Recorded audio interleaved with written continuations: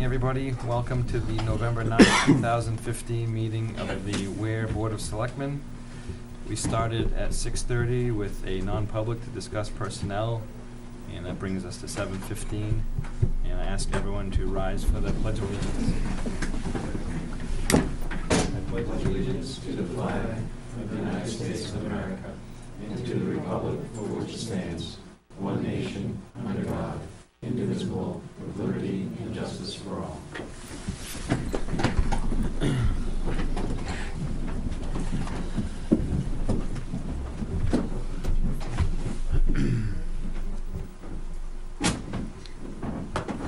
And now join us in a moment of silence.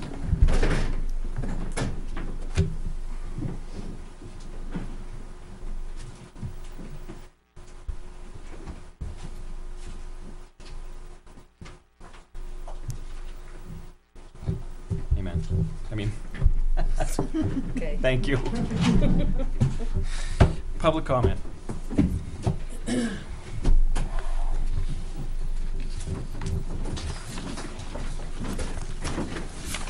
Good evening. My name is Richard Butt. I have a question about the police department hiring. I noticed there's a notice on the town website, and I just want clarification.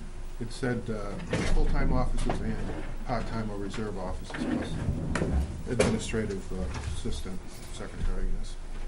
How many full-time officers do we have open? How many positions do we have open for full-time officers? 2. We had put $20,000 in the operating budget. I think it's been in there for a couple of years for part-time officers. How many part-time officers are we looking for? 1. Just one? And is $20,000 sufficient to cover the cost of that part-time officer? I think at this point we'll get what we get out of what we budget. Right. Thanks for that. I'd like to do some trash talking now, if you don't mind. I thought you might. Well, I'm not going to go back over how this got to the point that it is, but one of the statements that was made, and one of the things that's being done is a method of tracking or accounting for the costs and receipts and expenses. And one of the primary purposes of this whole program to increase costs was because of shingles. About $10,000 short shingles. And I thought the report was being put in place so we could track that. Is that right? We're tracking what you see here, hauling expenses for all of construction debris. I don't believe shingles gets pulled out separately in the construction debris. Okay, so then we should consider them as part of an aggregate of all the stuff that goes into the trash, demo trailers, is that right? I believe that's what we're doing. Okay. That's not how it was presented to the board. Because if you took all the material that was included in the demo trailer and added it up, you only had a $2,000 shortfall for the year, not $10,000. I think it's sometimes the way the information is presented is a bit confusing. But in looking over the report, which is 10 months worth of data, I don't know if you really need another month to make a determination. But, yeah, it looks like we're doing pretty good.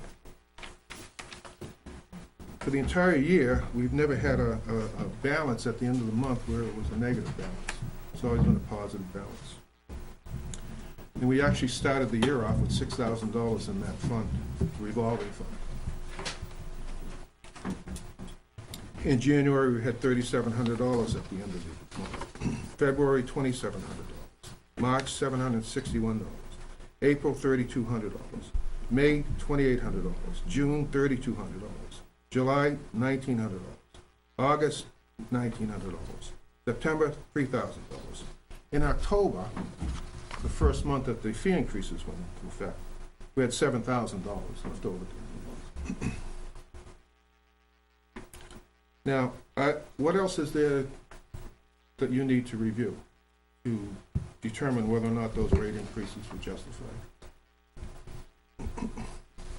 rate increases for the items that were discussed, specifically construction debris. Construction debris total for the year, receipts was $27,199. The hauling expenses was $23,000. I'll round it up to $24,000. I don't see the justification to increase the rates. I actually haven't seen it for 2 or 3 months.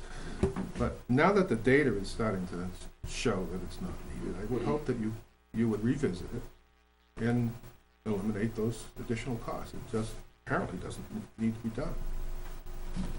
But you don't.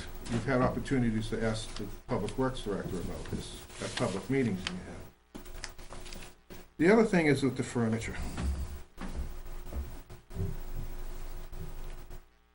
You've instituted a fee schedule, or fees, for the furniture being brought down to the transfer station. Could you tell me what the expenses are for furniture that is being offset by that fee that's being charged to bring furniture to the transfer station? You know that's not being tracked separately. Then how can you put a fee in place for furniture without any offset? Without knowing what the expense is? And isn't the intent to, and I've heard it several times from several different people, we're not out to make a profit. You're making a profit of furniture because the money to cover the cost of Weare and the cost of hauling is already included in the operating budget, and it has been for many years. I'll say 10 years because that's basically recent history. But we've never been charged for furniture. It's included in the operating budget. So I don't know how, after you look at this data, I guess my primary question here is, when you look at this data, say for furniture, bulky items, how are you going to determine whether or not that's justified?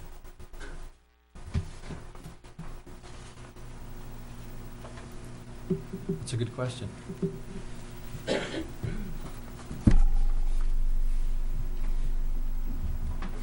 A couple of comments I'd like to make on it. Dick, it appears that if you look at October under the construction debris, I would guess that there was material there that still had to be hauled, and you'd see those hauling expenses in November because it didn't make sense to have that. I'm sure there's a rubber band effect between collecting receipts and then getting a bill for the hauling. Yeah. But we're looking at 10 months. I mean, something should shake loose over 10 months. Yeah, but I would think there could easily be a couple $1,000s in hauling expenses sitting there ready to be hauled away. But even with that, you're still going into the month with $7,000 in the fund. So, yeah, there could be, I mean, if you look at hauling expenses, Tom, the biggest month in hauling expenses is May, which was $5,600. Mm-hmm.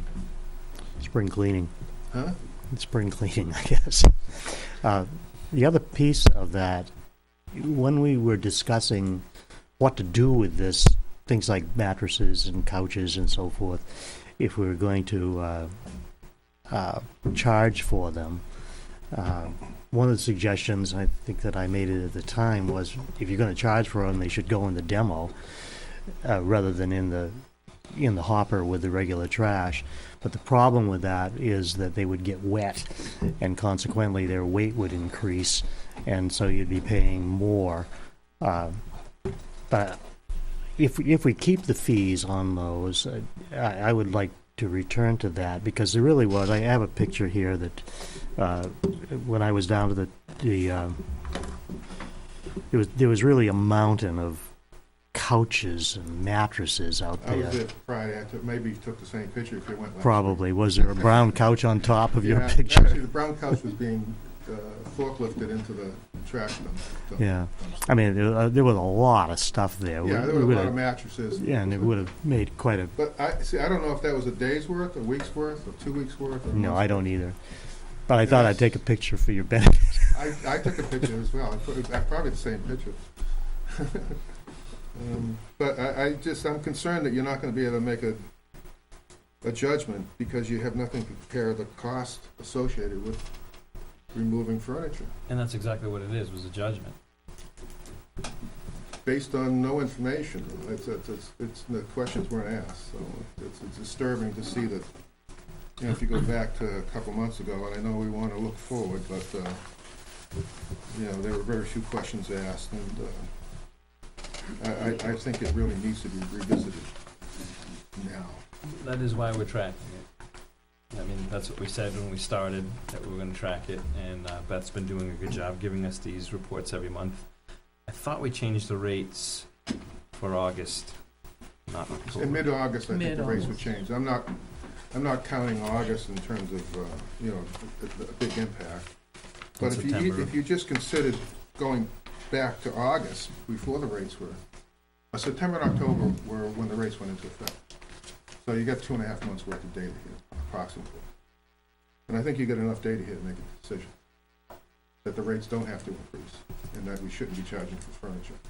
Now, the caveat to me is that if he proposes an operating budget and reduces his operating budget for hauling by $30,000, and then he says, well, we're gonna reduce our operating budget and institute fees. Okay, I'll go along with that.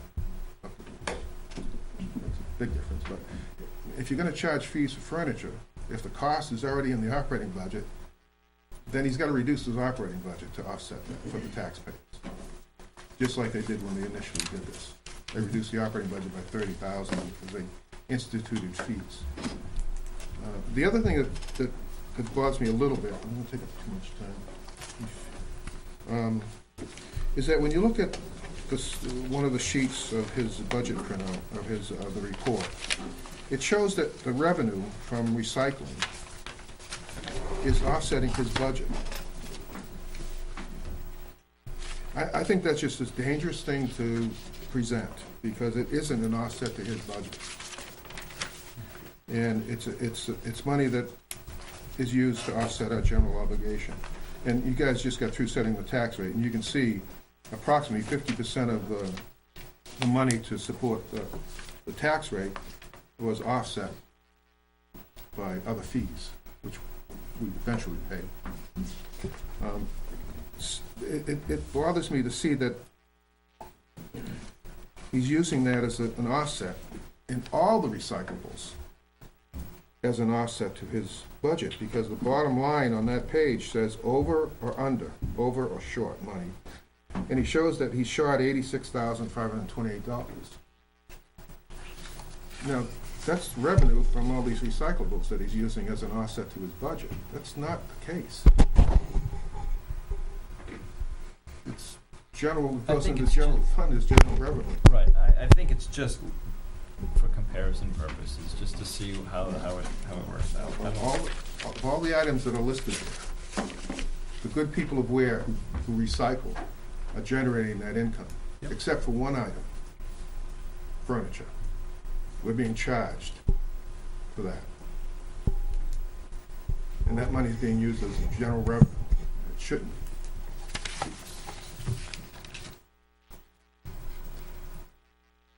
You know, I don't want to be like other towns. I've heard that said, well, we're more in line with other towns. You know, I'll say it again. We're singular. We're unique. Mhm. And I think we should stay that way. I don't want to raise rates because another town, New Boston or wherever it is, decides they want to raise their rates. And the dangerous thing I mentioned before, they don't have a revolving. All of their revenue goes into the general fund. So they can raise rates whenever they want to. There's no justification. So, that's it. Thanks. Thank you.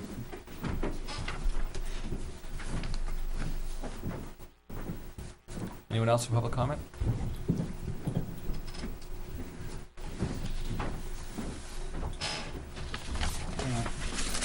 Actually had three things. One I'll save for a meeting after next week.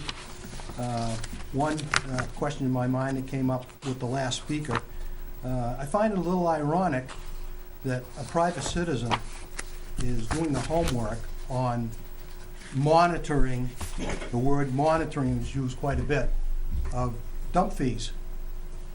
I would have thought the reverse would be, you know, the board would come up with type of information in discussion that a private citizen is broaching the board with. It's exactly what we are doing. Yeah, we have that right here, Frank. That's where it's coming from. Information in front of us. Okay. And we're sharing it with the private citizens. More than 2.5 months worth of. And we've made it available. Pardon me? And we've made it available to a private citizen who's Okay, been so was it just coincidental that that private citizen came up with the figures to initiate a discussion with the board, as opposed from the board coming to the, to the citizens of the town? Again, because the word was monitor.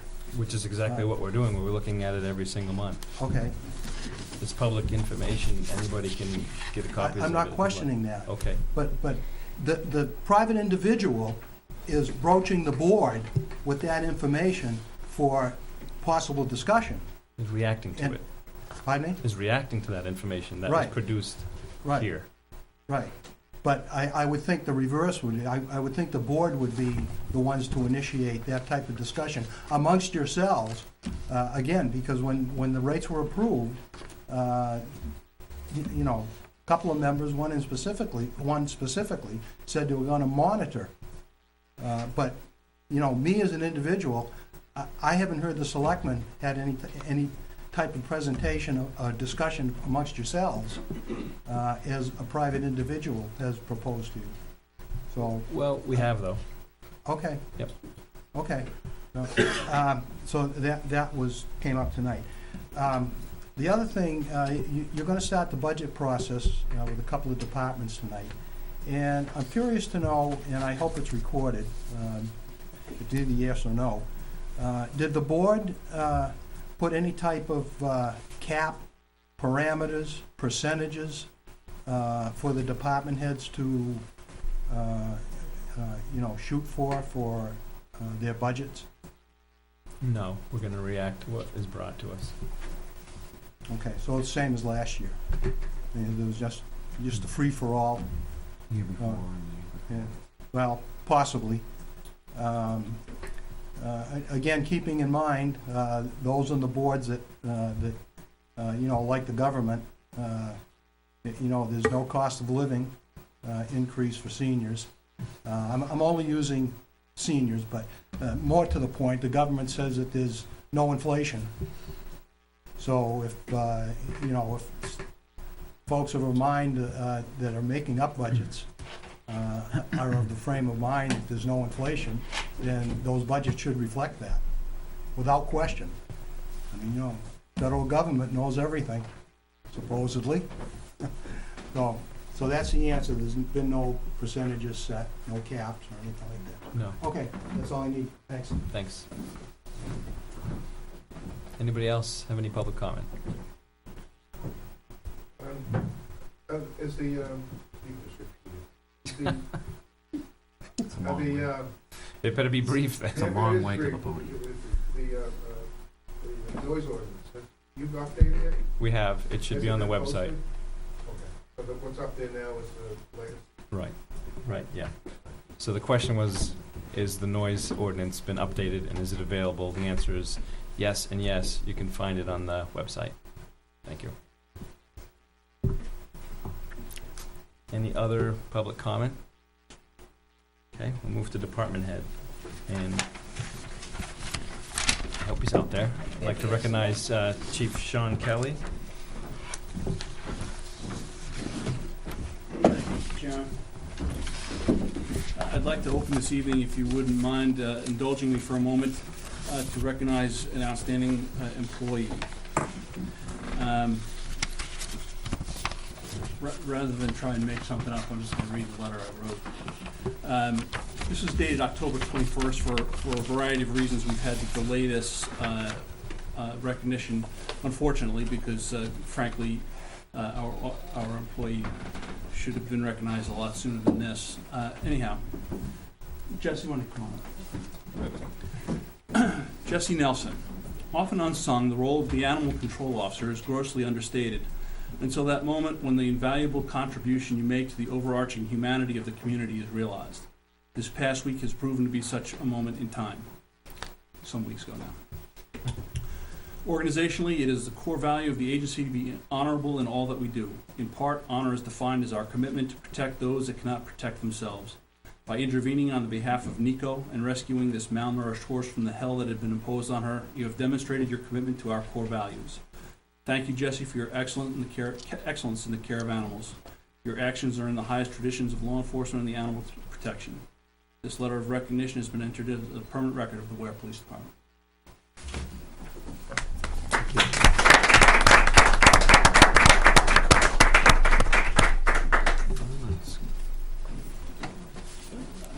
The next piece is not quite as joyous. I'm going to ask you if you would please take a look at, I'm sorry, Naomi, did we give copies of this? The ventilation to the board? I couldn't make so. Okay. Anyhow, we had spoken now many weeks ago. Frankly, I forget how long it's been, about the fact that the Weare Police, the hallways of the Weare Police Department, unfortunately, during periods when we're holding certain types of evidence, bear an odor that probably a police department shouldn't have. So the problem is that the evidence room is not ventilated, and now that we have this pass-through ventilation system, instead of simply the sergeants having to endure the stench of marijuana at inopportune moments, now the entire building is sometimes inundated with this stink. And of course then our public, when they have to come in for a variety of reasons, they have to as well.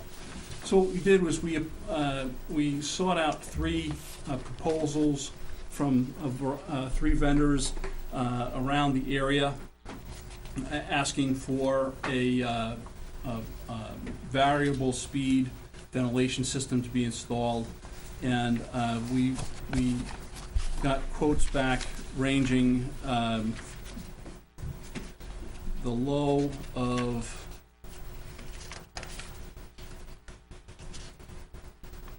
$1,400 to the high of $6,400.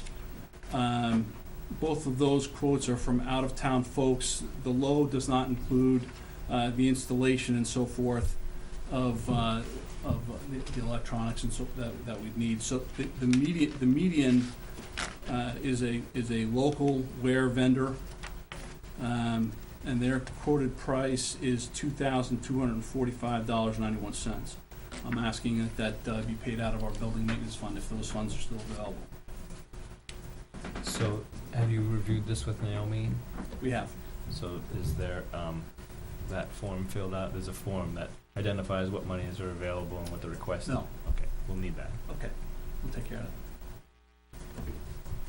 of it.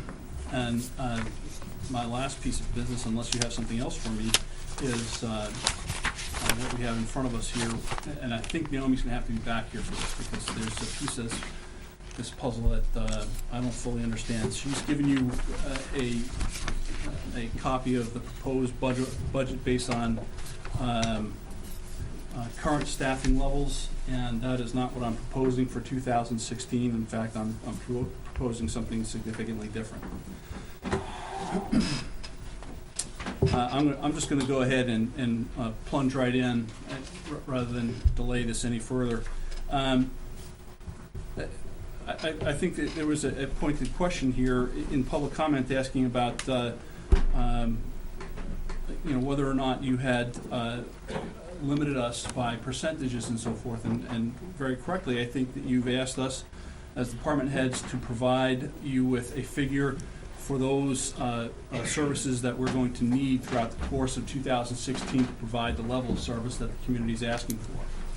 And that's what I've done. I will tell you that it is vastly different from what you've seen in the recent past. It is not anywhere close, frankly, to the $1.4 million budget that was approved as default for 2015. In fact, excuse me,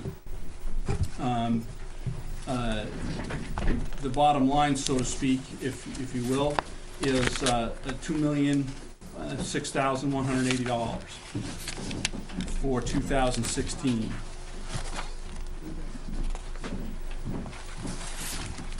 So getting to the idea of the why of those changes, You've asked me for a I budget. don't see that either. I don't have the number sheet. I see a bottom line of 1.5. 1.5. That's what I was referring to when we first started. Naomi gave you the 2,000, Yeah, we have the those existing staffing levels. The whereas my existing staffing proposal's level. different from that. here. And then his proposal is gonna take a warrant article because it's increasing staff. I have them right here, I'm sorry. So we didn't get that. It's right here. We're just getting that now.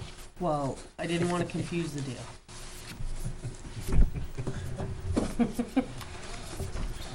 I'll try not to be confused. Okay, so you asked me to propose a budget for 2016 that reflected the needs of the community. Well, I believe that I've done that. Just hit the down arrow. These are the common questions that I've heard over and over again over the last, well, now about a year. And some of these questions date back to, if you'll recall them, during the public forum that was held across the street at Town Hall in November of last year. And they are often repeated, whether they are repeated here in this room or standing online at buying a sandwich in town. These are the things that I get asked about very often. When is the police department going to go to 24-hour service delivery?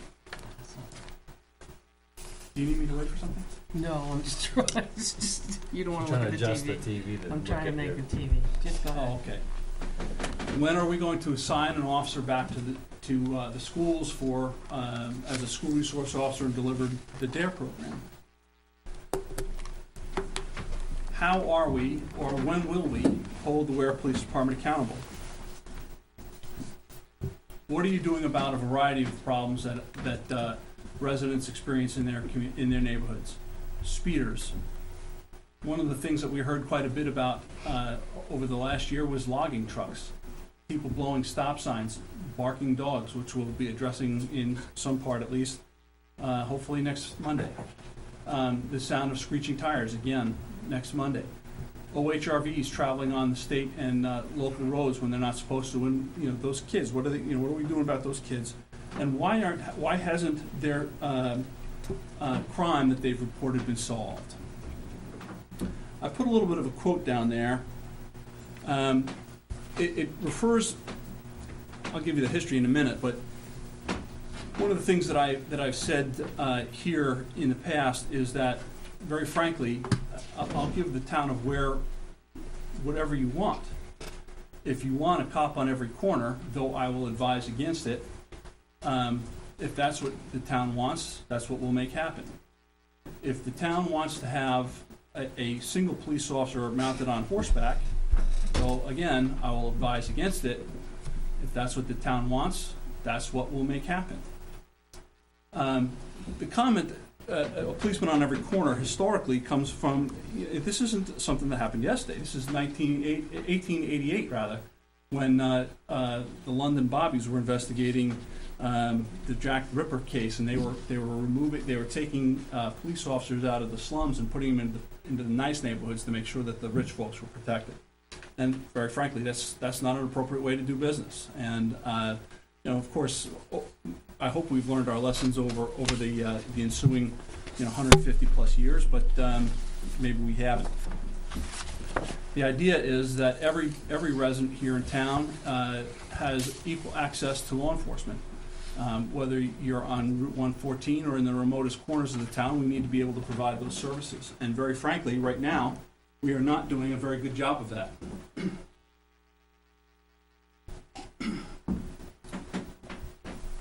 This crime cycle that I've put on this slide here, we've talked about before. When we have an increased number in calls of service, the officers are then spending more time on the call for service in the first instance, followed by interviews. How far can I go with that? So I'll walk around all over the place if I can. All right, I'll stay here. You want to be heard at home, you stay right there. We're going to go to a lot of calls for service, and each one of those calls for service generates, of course, the initial reports, and then subsequently any follow-ups for criminal investigations.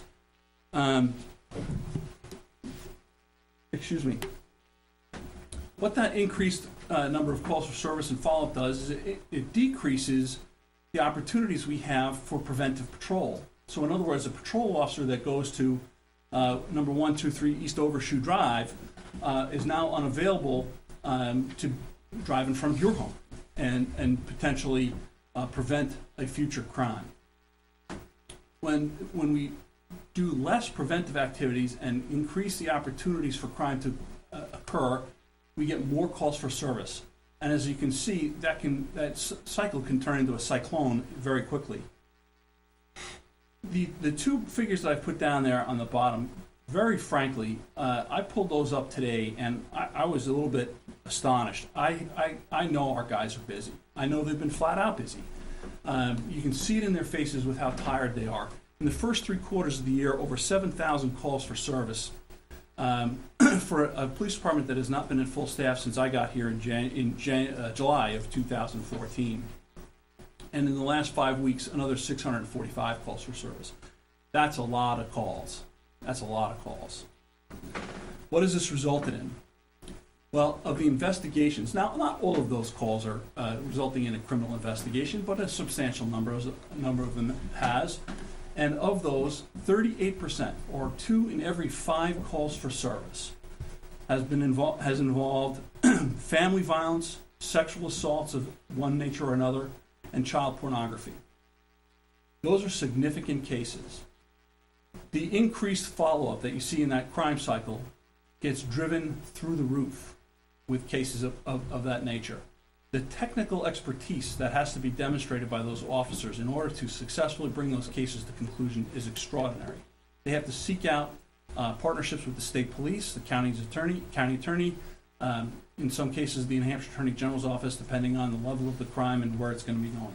It's significant, and we're spending a tremendous amount of time on this.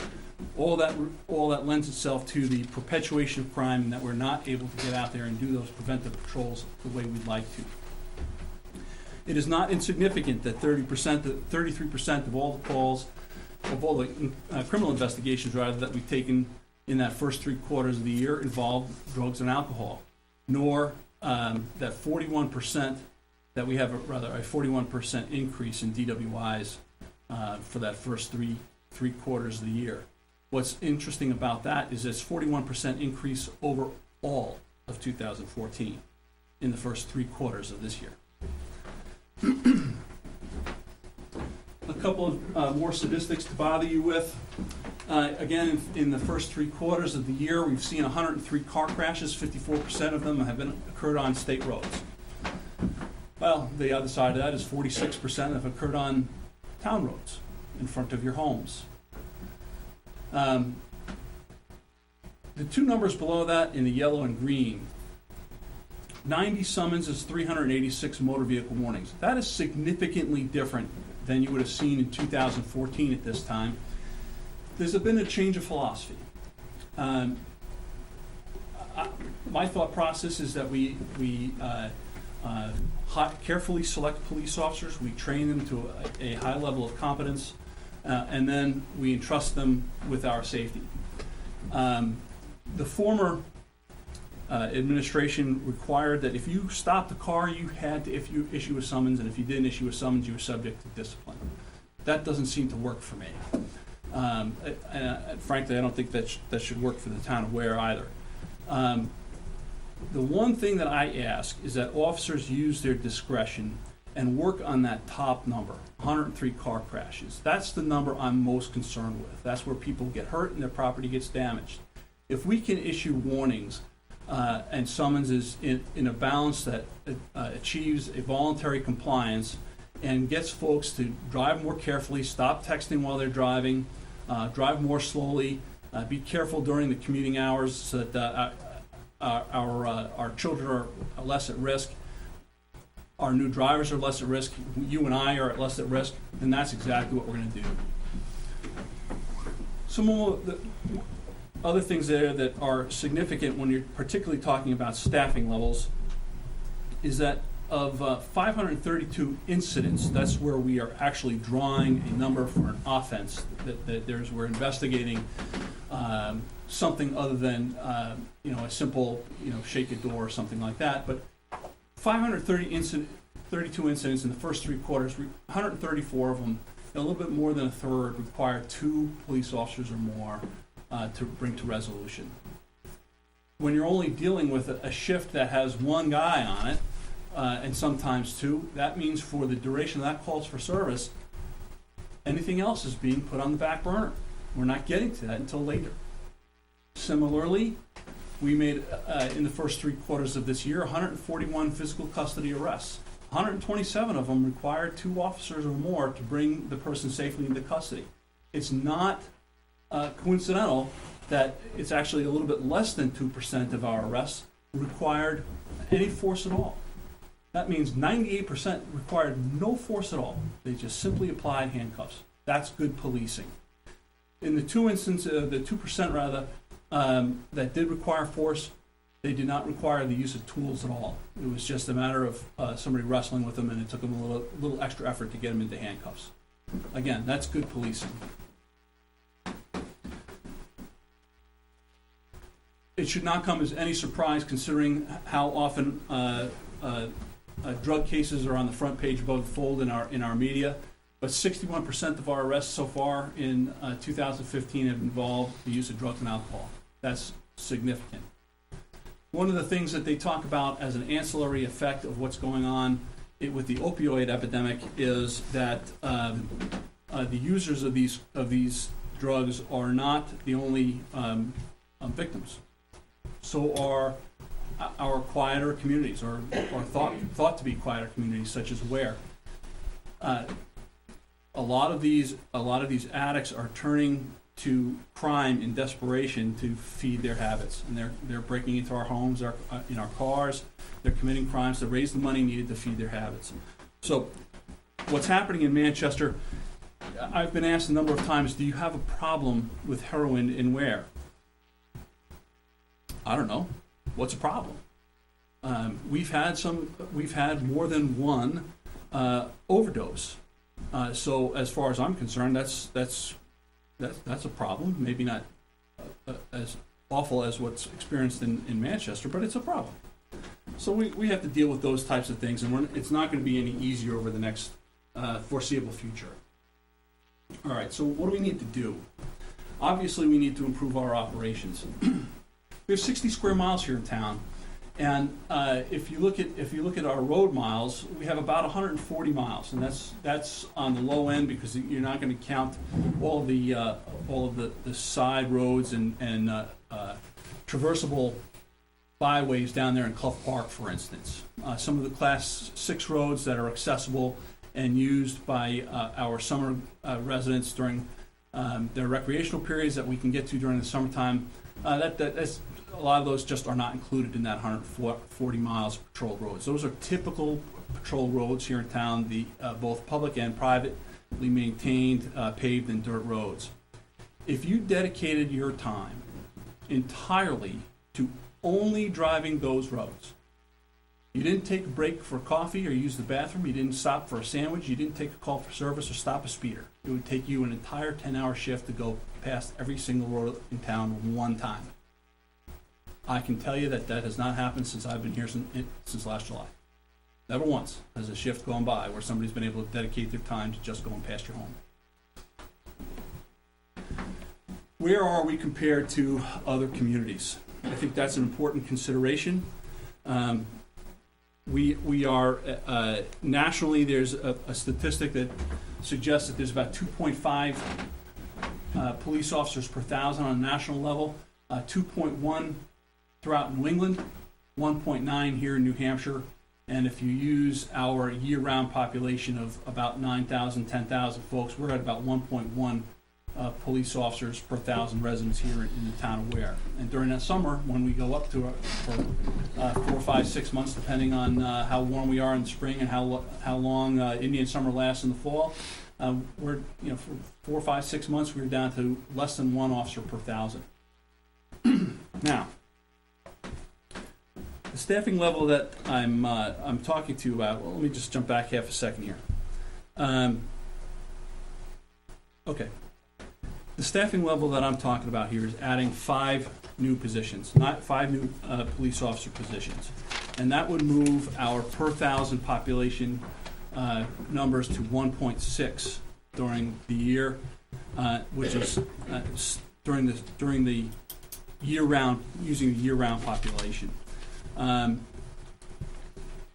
Obviously, that number falls again when you're talking about during the summertime, but I think the year-round population is the number that, frankly, I want to try and use. That's still below the New Hampshire average. That moves the total numbers of calls for service that our officers are handling. If we're at full strength, again, right now we are at authorized strength of 11. We do not have 11. We have 9 on staff. One's in field training, one's at the police academy, and one's on modified assignment. So we don't have 11, but using the full authorized strength, the calls for service we talked about one slide ago, that's 706 calls for service per officer. By going to this 1.6 officer plan, or increasing by 5, that would move down to 485 calls for service per officer. The idea being, using that cycle of crime, reversing it, trying to decrease the number of calls for service that are handled by each officer, trying to decrease the amount of time that they're spending on follow-up and casework, and increasing their preventive patrols, the patrol visibilities, and hopefully lowering crime. The more you lower crime, the cycle gets reversed, and instead of a cyclone of risk to the community, we start to get a change in how we're able to do this. This last note here, it talks about the desirable workload. 1/3 time on patrol, 1/3 time on calls for service, and 1/3 time spent on follow-up and investigation. That's not a number I came up with. That's a formula that's generally used by the International Association of Chiefs of Police when you talk about an acceptable workload based on available time. How do you determine that? Well, available time is the total number of hours that a person will be scheduled to during the course of the year. Take out scheduled leave time or contracted leave time, mandatory scheduled training, and things like that. Court time, the administrative time that you have that are mandatory appearances, and that's where you start to work on your third. And right now we're nowhere near that.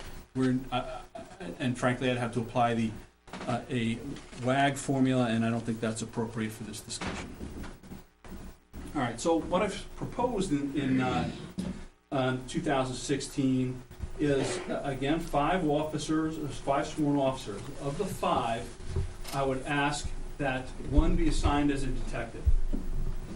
Again, using the information I gave you before, where 2 out of every 5 are these highly complex cases, felony cases, we've got to have at least 1 person on our staff that is highly trained. I would suggest to the level, as close as we can possibly get to an expert level in the conduct of these types of investigations.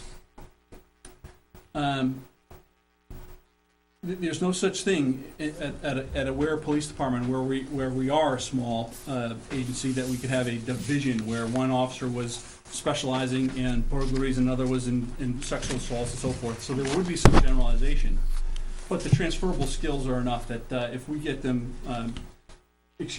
highly trained in general criminal investigations with the support that they need for the technically demanding cases that involve internet, cell phones, computer crimes, having to work with their partners at the state, county, state, and federal level to bring these cases to resolution. So that's why I would be looking for a detective.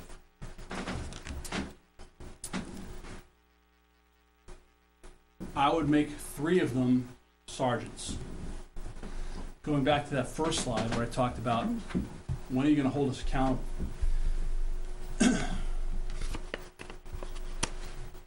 There's very frankly, there's only so much that I can do from an administrative level to create an environment where people want to do the job correctly. At some point, it has to trickle down. The people that are actually doing the work, that wear the same uniform that I wear, and go out and come to your homes and so forth, they have to be at a certain level. They have to have certain skills and they need to be held to the standards that that go along with what this industry has for us. So we have to have our sergeants asking constantly, what gives you the right to do what you're doing? Is there something that you could have done better? Is the force you used appropriate? Is the force you're about to use appropriate? These are the high liability areas that are here on this slide. You can read those for yourself. But this is where one of the things that, frankly, you've asked me to do something about is the number of lawsuits that we've been tasked with over the last couple of years, and right now there's no light at the end of the tunnel. We've got to create an environment where that comes to a stop, where we don't have to worry about those things. They become part of our history and an inconvenient possibility in the future rather than the prevalence that they enjoy today. And how that starts is having first-line supervisors that are trained to lead their people, manage programs, and make these things happen. The quote I put at the top is, there couldn't possibly be any more true. If it's not inspected, it's not important. If you're not holding people accountable for their daily tasks, they're not going to think it's important. Why should they do it? It's the path of least resistance. Okay, part of the other, one of the other lines there talks about I'm asking for 2 additional reserve officers, that we'd have 3 reserve officers instead of simply the 1 that we have today. Why would that be? Well, there's a couple of limitations that we have. First of all, part-time employees, by our choice as a community, we limit them to 28 hours so that we're not worried about the federal benefit requirements. It makes them less expensive for us to have and use for the backfill in this instance that I'd be looking for when a school resource officer was assigned. Well, just because they've been assigned to the school doesn't mean that the things aren't happening around town. We've got to backfill their work, and we could do that with part-time officers at a significantly lesser rate, but it would require more than 1, because that 1 is only able to do 28 hours total. Another reserve officer, very frankly, I'd be looking to find a highly qualified detective, somebody that's already been to those schools and applied those skills in practical application over the course of time, and that would be able to mentor our young officers and make them better at doing their jobs for the future.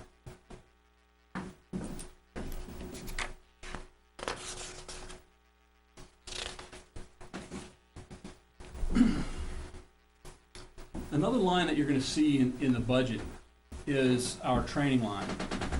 And in 2015, that's $2,000.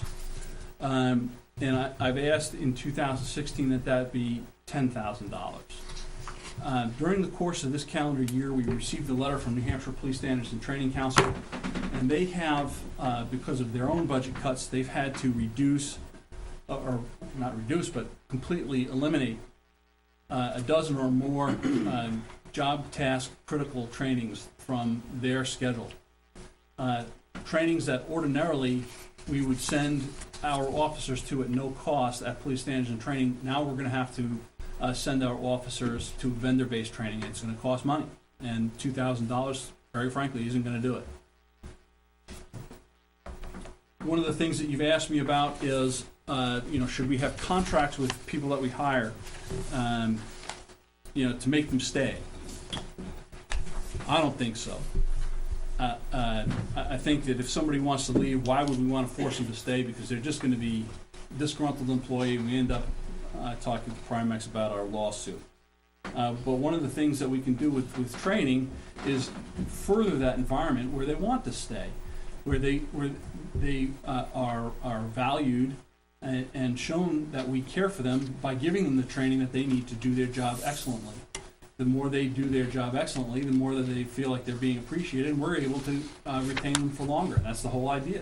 If we can retain these 5 new officers and the 11 that we want to have here, then we'll be in very good shape. Okay, so that's the bulk of, why the $500,000 increase in my proposal for 2016. If there's other lines in the proposed 2016 budget that you'd like to talk about, I'd be happy to do that as well.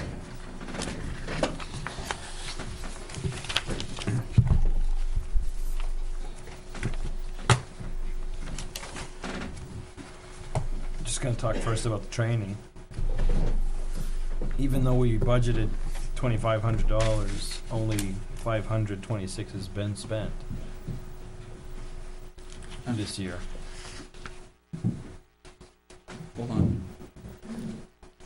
You give me the number.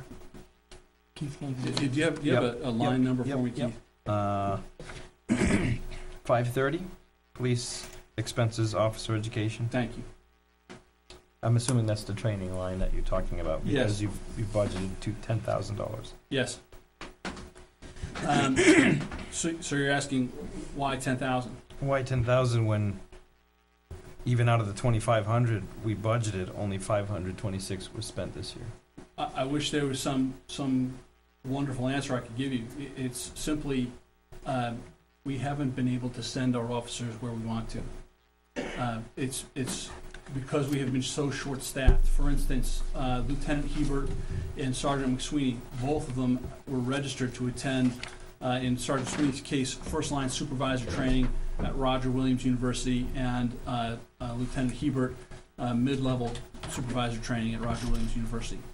Two things happened there. First, the budget got cut at police standards and training, so there was no cost sharing that is ordinarily associated with that training. And secondly, frankly, we couldn't afford to have those two folks out of town for the time that would require them to complete that training. So where that line would be used for that type of training, we just, not that I didn't want to spend the money, Keith. We just couldn't get it done this year. So is this a new phenomena that the state is not assisting with training? It has not happened in my 27 years. 28 years. What's not happened? They've they've cut it. always provided this. And this is the first year they It's the haven't? first time they've not.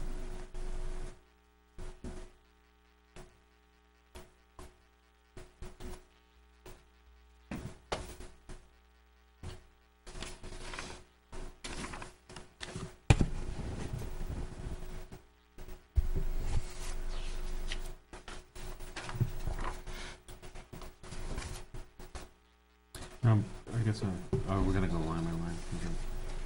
I'm kind of jumping around. If anything that pops out that you want to ask questions about. Okay.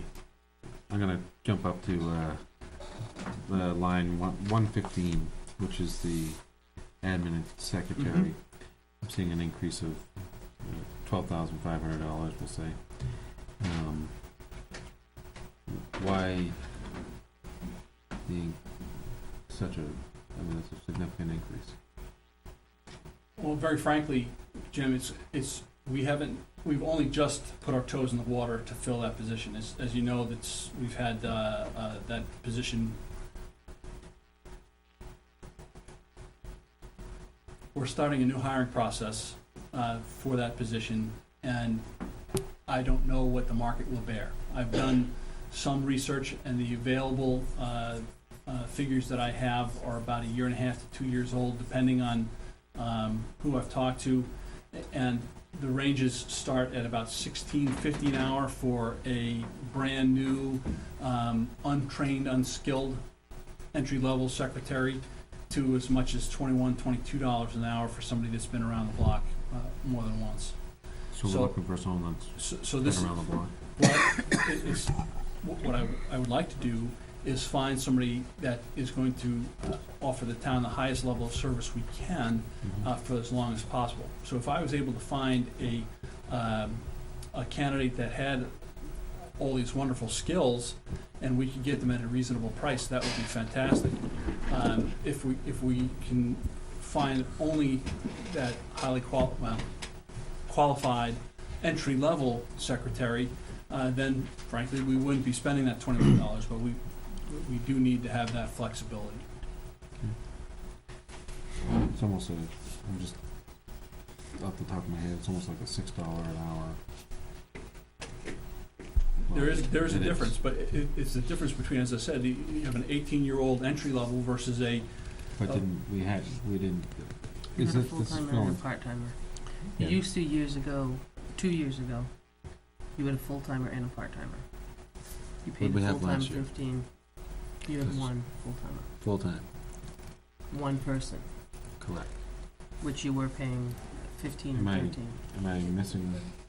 It's Well, the next one- line is zeroed out, that's Right. $13,000. Right. The next line 13 down is is zeroed out. Part-time. But we were to full-time. put that next line, we did that last year or the previous year.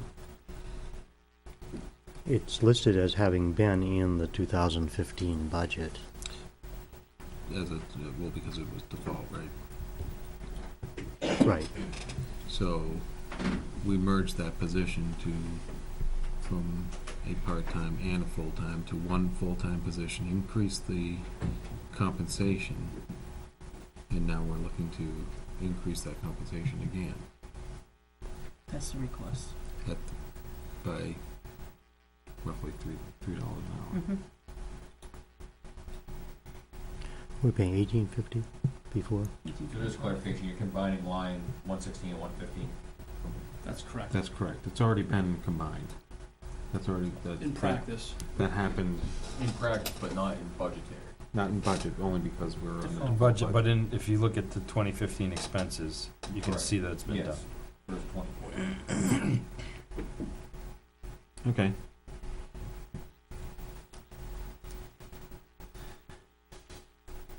And,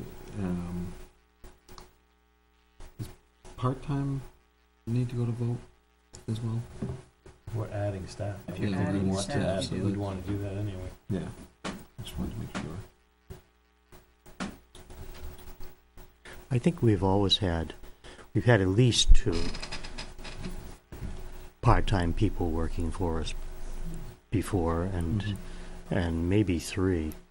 So I don't think that as a separate item would have to be a warrant article, whereas the new full-time officers would, because we've always hired part-time people. And, I can think of when we had 2 on at once. I'm not sure about a third. But did we didn't budget money for it in 2015, That's right? because, And did we take that money and put it into another line? Because if we did, then we I think we eliminated need to that ask, we position, eliminated those, we need to ask for which them we did. again, I probably. mean, basically, that was a philosophy with no part-time. Well, $20,000 you had up above. Right, how that was explained to me in the past, Keith, was that the former chief did not believe in the use of reserve officers. Correct. So that this line was retained at $20,000 as a placeholder, more than anything else. So, and beyond that, reaching further back, I couldn't tell you. Obviously, your memory about these things could be better than mine. Well, that line item had been zeroed out, but it moved. I'm looking They at- moved it to moved 150, which is the number you have, that you're talking about. Yeah, okay. Well, even 150 had been zeroed out. Not proposed. Not in The the Default. proposal is to But- zero it out. So we're now. looking at We're looking at our adopted budget. the default budget, or Mhm. adopted budget, Adopted budget. which would be the same, one and the same. So both the part-time lines had been zeroed out. Thus, When you have in your column, and I'm just gonna make a general question, reason for increase or decrease, some of these say increase in positions. Does that mean that the increase is because of the additional 5 new positions? Can you give me an example so I Okay. can, give me a line to work Sure. from, please, Yeah. Keith? 210, police, health insurance, chief, officer, secretary. And it's gone, 210 is the number. Yes. It's gone up 32,000. It says increase in positions. Does that number include the additional 5 new positions? Because I'm not sure what you're looking at, Yeah. because I'm Are looking you at the looking at the 2000, I'm increase looking one? at the 2000, my proposed 2016 shows an increase of 15,722 due to the increase in number of personnel. Line 210? 210, Line 210? I have increase of 32,000. Line 210. Mine's a decrease. Yes, line 210. 421010 hyphen 210, police hyphen health insurance hyphen chief slash officer slash secretary. This is only $2 million. Yeah, I don't have that number here, Keith, so it may be that, there's a $32,000 increase. Okay, you look at the same thing I'm looking at. different update. I'm looking at what we just handed out. Okay. They're down at the end of the table. You were emailed, which is This is what we just got The one that tonight. I was emailed had a decrease of 58,000. new position. So this includes, that's the only question I'm asking. Yeah. this That one includes, anytime it says Yeah, increase in Yep. that Positions. number is because it includes these Correct. additional 5. correct. And Okay. that's the one without the increase of positions. Okay, So that's a reduction. okay, thank you. So with the addition, so it went from a $58,000 decrease Correct. to a $32,000. If you're adding 5 people. Right, so if we were to add if we're gonna propose adding 5 additional officers, it's gonna be a warrant article. So in our budget warrant article, it will be the same numbers for that particular line, 210. It will be as presented as a $58,000 decrease. And that cost, that additional $32,000 would have to be included in the number for the warrant article of the 5 additional officers. For the cost, yes. I think I went around Robin Hood's barn to get to where I was going, but Certainly went over my head. okay. There's also more going down. Made sense to me. Great. Kind of why I didn't want to I'm get gonna- into I'm gonna- printouts tonight, If I can, first round. Yeah, okay, go ahead. so I'm gonna go to line 430, which I haven't had a chance to look at this. Building maintenance. Okay, yeah, so there's an increase of 1,500 on that particular line item. And it says security cameras and key access areas, At key areas. key areas, excuse me. That would be more of a one-time expense versus a budget item. I would think that would be something that we, instead of rolling that into the budget, we would figure that as a one-time expense. Building maintenance fund. Yeah. Well, Okay. the additional hardware that you're looking at. That depends on, because quite frankly, I don't know how old the, I just call it a server, is for the security. If it's expandable, then there shouldn't be an issue. But if it's only able to monitor X number of cameras and we're at that threshold, Mm-hmm. then we have to talk about hardware. Sure. And again, that would still come under a one-time expense. Okay.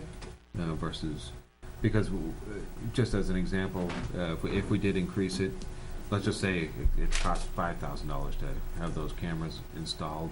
If we increased it this year, we would have to monitor carefully in order to remind you that last year we increased it $5,000. Okay. But this year we would expect, you're not putting new cameras in. Okay, I'll work with Naomi and Beth to get that adjusted. Okay.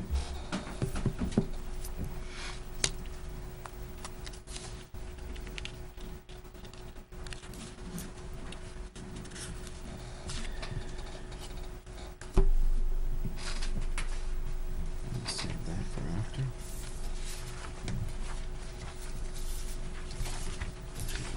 Speak about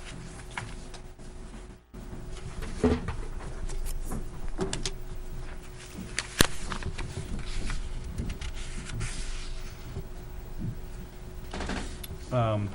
Lines 595 and 596, the contracted services for rubbish and cleaning. Yep. You have an anticipated 10% cost of service increase. Is that just a guess, or? That was the wild guess formula being applied.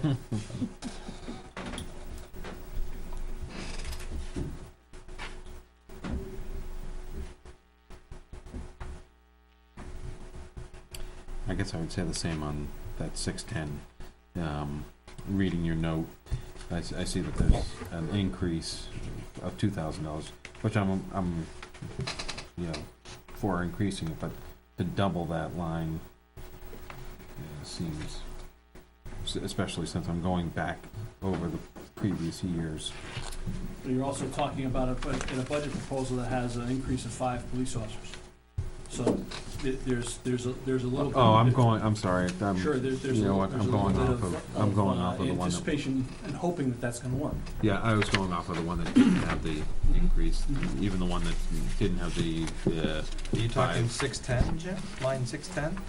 The last line on the first page. 610. Police supplies. Well, it's the same in both printouts. Right, that's what I'm Line saying, I 610. was, my notes, because I didn't have this prior to, I didn't have the increased employees until tonight. Yeah, so I made my notes on the so, But it's the same on both of them. I know, well, it makes sense if you're adding 5 Well, it employees, then- shouldn't be on this older one with the Correct. $1.5 million. That's why I highlighted, Okay. that's why I'm asking.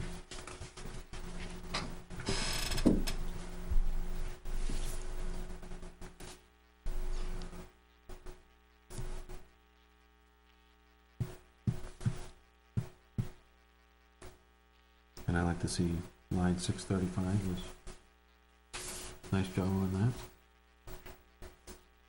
that. Thank you. I hope that we'll be able to see that again. I don't know that we would be able to reduce it by $10,000 next year, but it would sure be nice to see that continuing to trend down. Now that we have key control over our fuel usage and we know where the gas is going, we're using less gas. Imagine that. Interesting. That's, I'll credit where credit is due. Tim Redmond and his crew down there at Public Works have done a remarkable job tracking that stuff for us, and I thank him very much for that.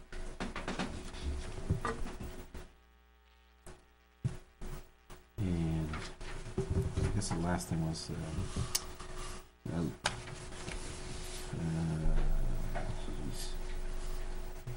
line 688, which is the police miscellaneous contracted services. I just asked that maybe we can name that line something other than miscellaneous. You do have what it's actually going to be used for, which looks like centennial software. Sentinel, Social Sentinel software. Thank you. Maybe we can rename that line item. Just miscellaneous just seems, and that's a simple. A lot of things can get thrown into miscellaneous.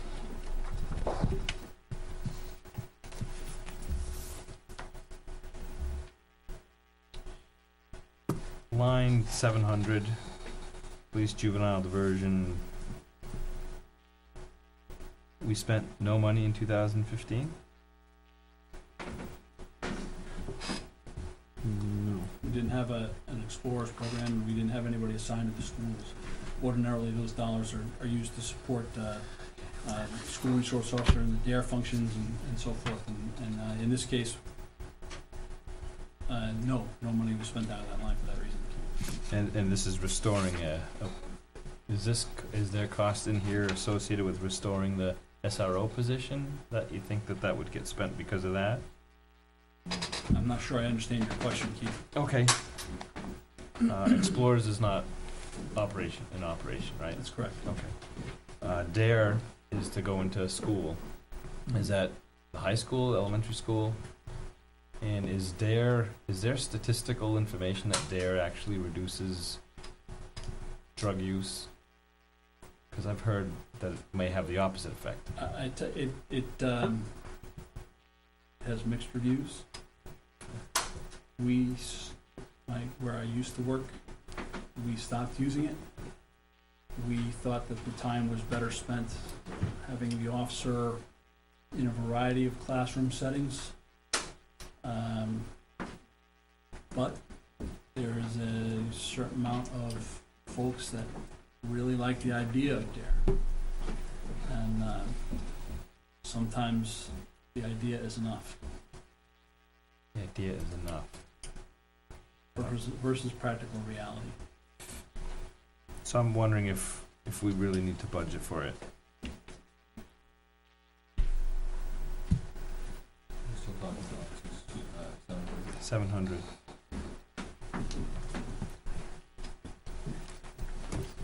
I would, because right now there is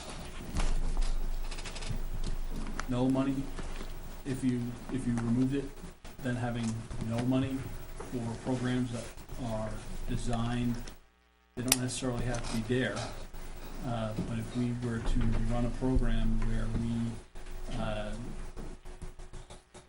wanted to have youth involved, that costs money, that would be where it would come from. And I would hate to lose an opportunity to reach out to the children of the community, or do we put it in the budget or not?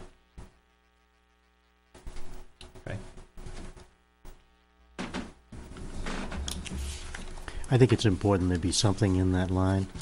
Personally, whether it's DARE or something else, there have been programs over the years here. Even had a summer camp program several years in a row, quite a while ago, that I thought was excellent. I forgot what it was called exactly, but basically children had a summer program that involved police officers. I'm also in the back of my mind wondering, in 2016, with all that stuff, it seems like there's a lot to do that this There's probably an would be awful a very back burner type thing that It may very well be. 2016 not. But what if there's it's not? enough? What if it's not? I think we could find a few $100 somewhere if we're looking to go up to 2.5 million or whatever. 2 million. But that's the other thing you've asked me to be, is transparent. Yeah. And I want to try and show you where that money's coming from. It's not coming out of my left pocket, it's coming out of this line. So that's, Yep. if you don't want me to be transparent like that, let me know and I'll switch it up, but I don't think Yes. that's what you want to go.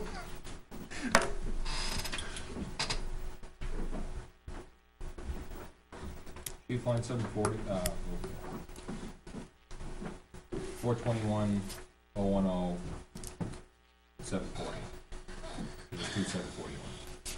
I'm sorry? There's two 740 lines on my sheet. Okay, there's only one in mine, so only no, have there one. is, there's a second one. This is the You're right. last So, line. equipment purchase? Dash 740. Okay, so we gotta figure that out. What's the name of it?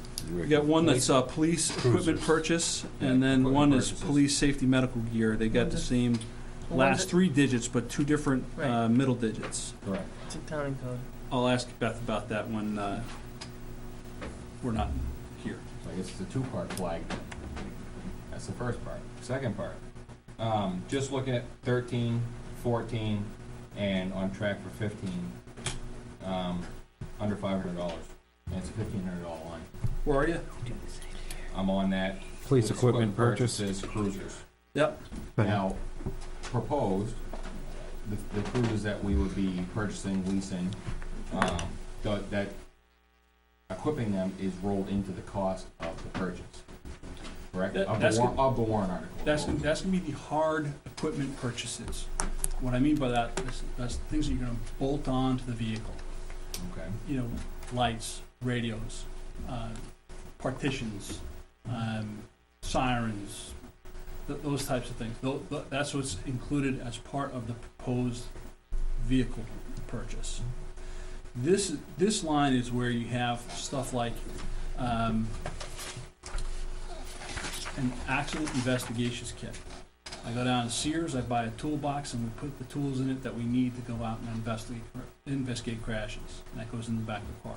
That's got to come out of a line somewhere, and that's the kind of line that comes out of. Very frankly, your question's a good one.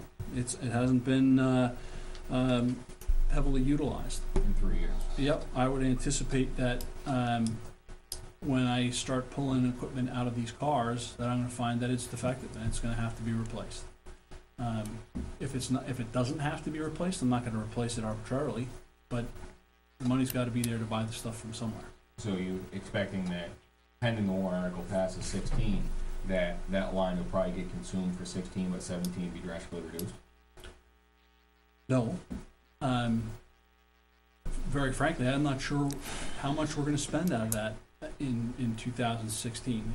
It's, if we put in, again, using that one example, new crash kits in 2016 and exhaust the line, but in 2017 we have to put in new first aid kits, we're still gonna spend the money.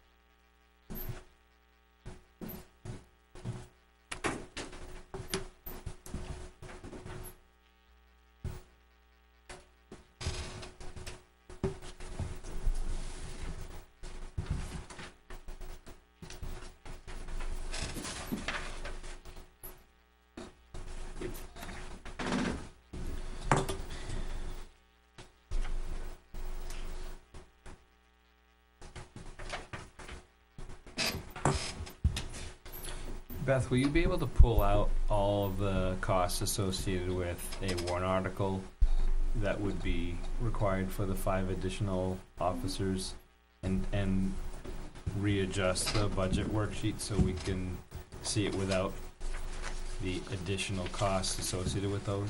Oh, the ones that were emailed to you. The first one. The ones that were sitting This at one. the table Okay. did not have the 5 officers, the one that we just passed out after Okay. Sean stood up.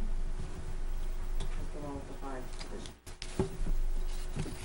And is there anything in the budget that we're seeing, in either one of them, that would be associated with the additional fleet?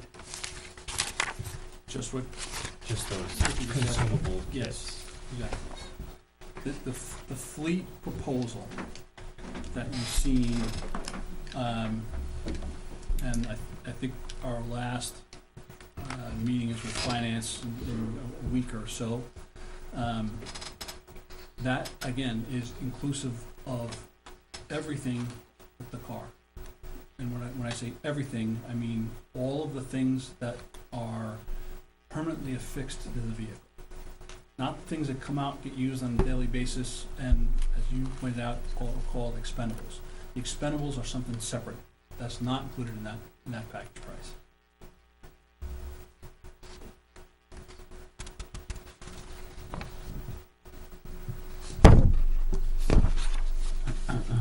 Keith, just in the proposal for, the vehicle maintenance, that's $17,000. What line? 660. 660, it's got that 17,000. That one I know. That's the one, If the 660 has what? yeah, that would be the phrase that's added, that on that, if the car passes, it would be reduced by that. Oh, okay, Keep that in mind. good. It's just, you know how we add language, that if Yep. that passes, the operating budget would be subtracted by $17,000. Sure, so this is a cost if we keep the fleet we have and don't. Right.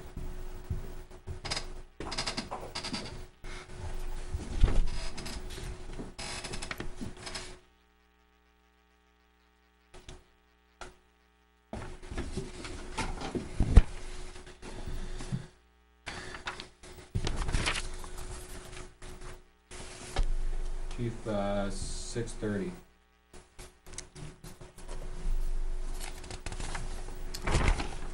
We may actually be able to do something with that, come to think of it. We're about to take delivery on 3 signs that will take care of it. Those are the electric message boards. Chief Vazina's, yeah. Yeah, Chief Zina's working with emergency management to bring 3 electric message boards, like We the were highway awarded those. Yeah, safety. those are like long overdue, aren't they? Right. We- Yeah. We found them in the I didn't know station, those were part of our future inventory, so that line, the highway safety line there, $1,000, we're If you'll recall, this past fall, last spring, I put out the motorcycle safety awareness signs, and then when we had the July one, the hands-free, we put that out. I anticipated putting out additional signage in 2016, but now with the advent of those message boards, we'll be able to do that through that process. So can we, that's. So we can cut that Zero. off. Yeah. We can cut that out.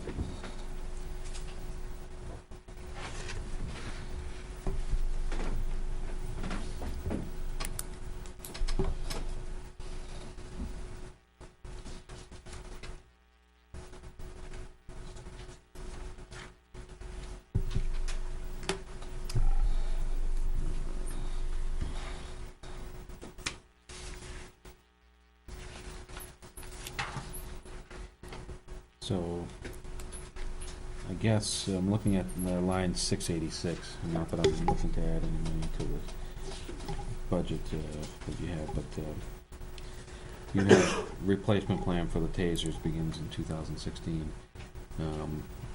You don't have any increase on that, with the additional 5 officers. Would that change, or would that not be? No, there would be part of the expense of the new officer Okay. would be the purchase of new tasers for those officers. Okay.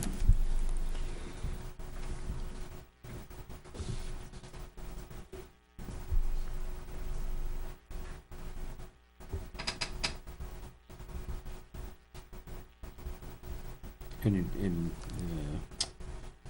I'll go back to 660, and I'm sorry if someone's already brought this up, but we said we're going to be well over that.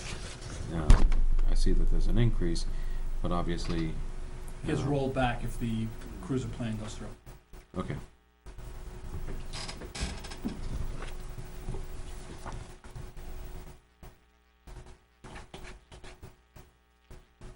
Oh, actually, I did read that in the notes. I apologize, but.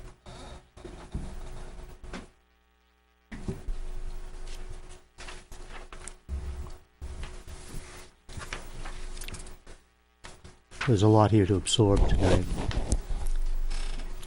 And I think that, our major discussion would be around the proposed staff increases and the costs associated with them.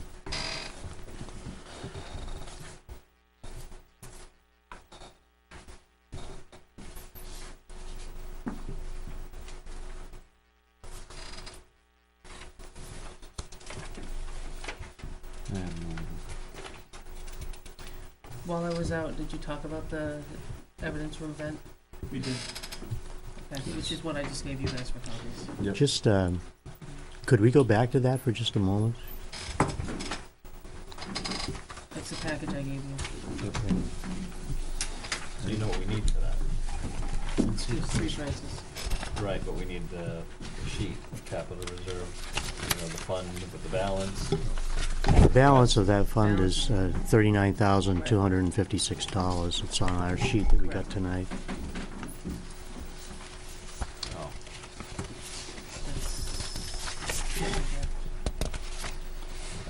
I guess I have a question on that. I'm looking at one of the quotes that you said was the lower, which is the $1450, but you said it didn't include install. Electrical install. Switch. I would say install one Panasonic ceiling mounted unit, install of associated ductwork. I would say that install would be, I wouldn't consider it an install. Let me follow up and find out, because there was an explanation given to me that there was a significant piece of something missing Okay. between the two, and that's why the proposed acceptance of the local vendor versus the out-of-town guy. Yeah, just because it says startup and checkout of Yep. system, and you can't do that. Yeah, let me Unless it's done. let me get that back. Get back to Okay. you on that. And Thank then we you. can do the sheet. Yeah, at the same time. It says there is a note on that, that says electrical by others. Under the total cost line, it says electrical done by others. Yeah. Yeah, there you go. Yep. That's probably where it's lacking from.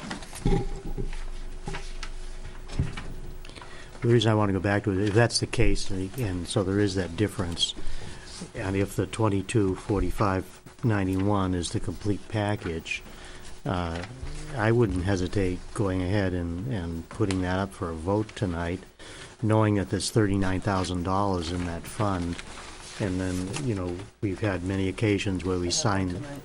Hmm? Would you have to sign that you've already paid for? Yes.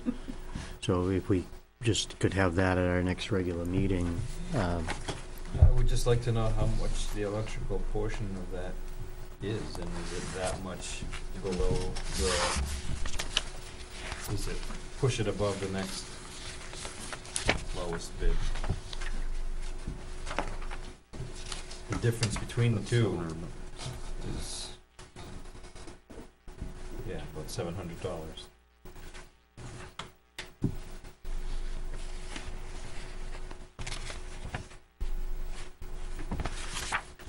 But, yeah, but look at it, it's incomplete, it's incomplete, it's hard to. And then if there's a problem with it, we're gonna do the thing. That would be my concern. Though, in the quote for Wednesday, it does say licensed electrician to wire the fan. That doesn't say whether they furnish it or it's a contractor that they use for the license. Or if that's something they have in-house. Where's that, say that? On the Comfort the third systems. page, because our proposal includes licensed electrician to wire the fan. So I don't know if that's coming from in-house or if they're hiring a contractor. My only fear with. Regardless, is they're Yeah. paying for it, so they own it. They're still. Correct, Yeah. so they'd have to stand behind it. That would be my only fear with the one that's $1,450, is the fact that when something, if something were to happen, they'd be finger pointing. And then, Separate vendors. yeah, we'd be spending more, and I don't want to do that.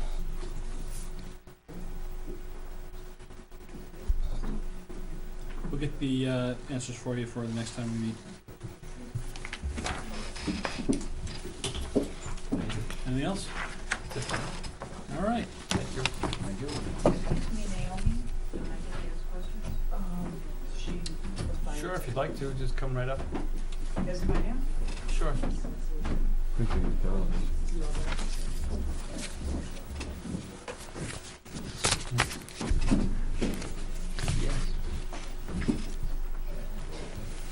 You're probably gonna have to share it Okay, if you're asking questions of the chief. I would like some clarification on the SRO person. From what I see in here, it's saying that the school would be paying for the latter half of 2016. Sure. Is that correct? Can you, give me a line There item? is, Or- I have been told that there is money in, well, I think there might be pieces of money in two of the school district, the overarching and then 150. 150? Yeah. I'm sorry. that may be able to offset some of our costs.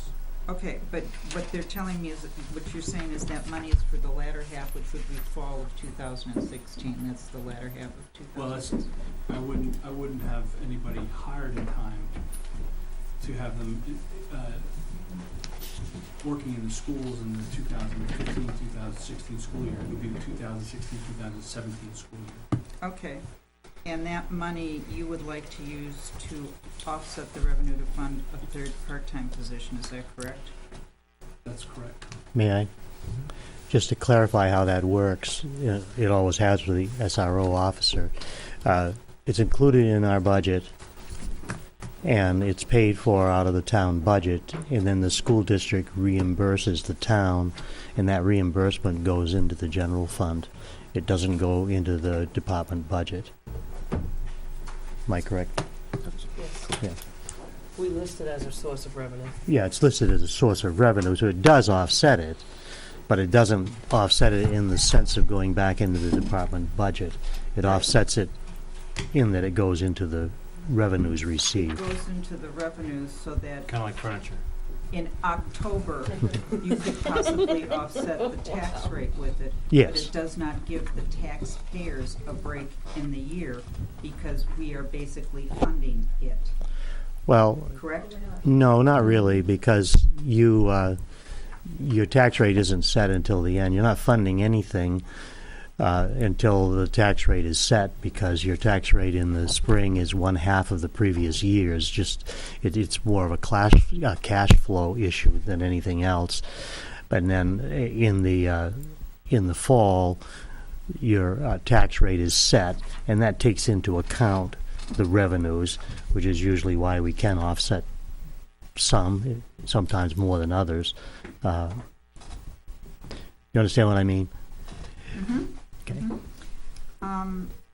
My question is, I got both budgets, one tonight and one earlier, and I'm curious as to why I'm just hearing about these additional positions tonight.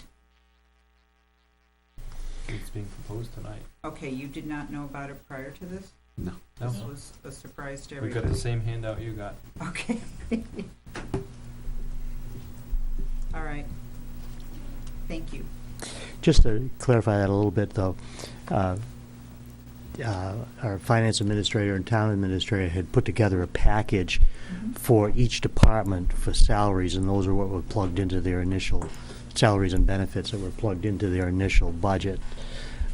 So when we were given the handout earlier, it was really the figures that came from the finance administrator and town administrator.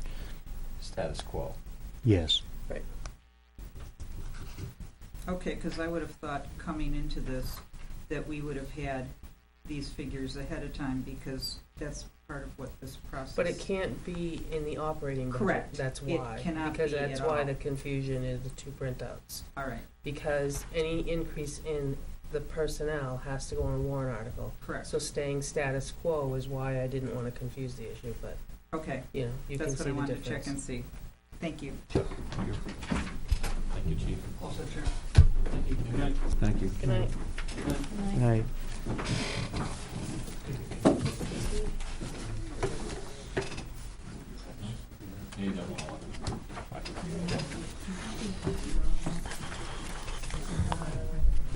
Now, 2016 budget presentation from our fire department.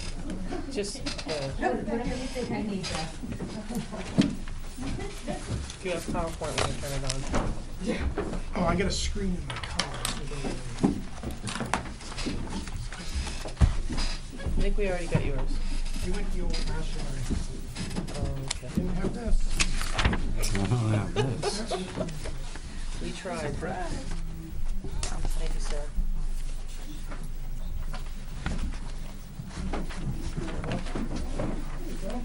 Oh, this is, 'cause I didn't let you know I had a projector and a PowerPoint screen. Sorry. It's okay.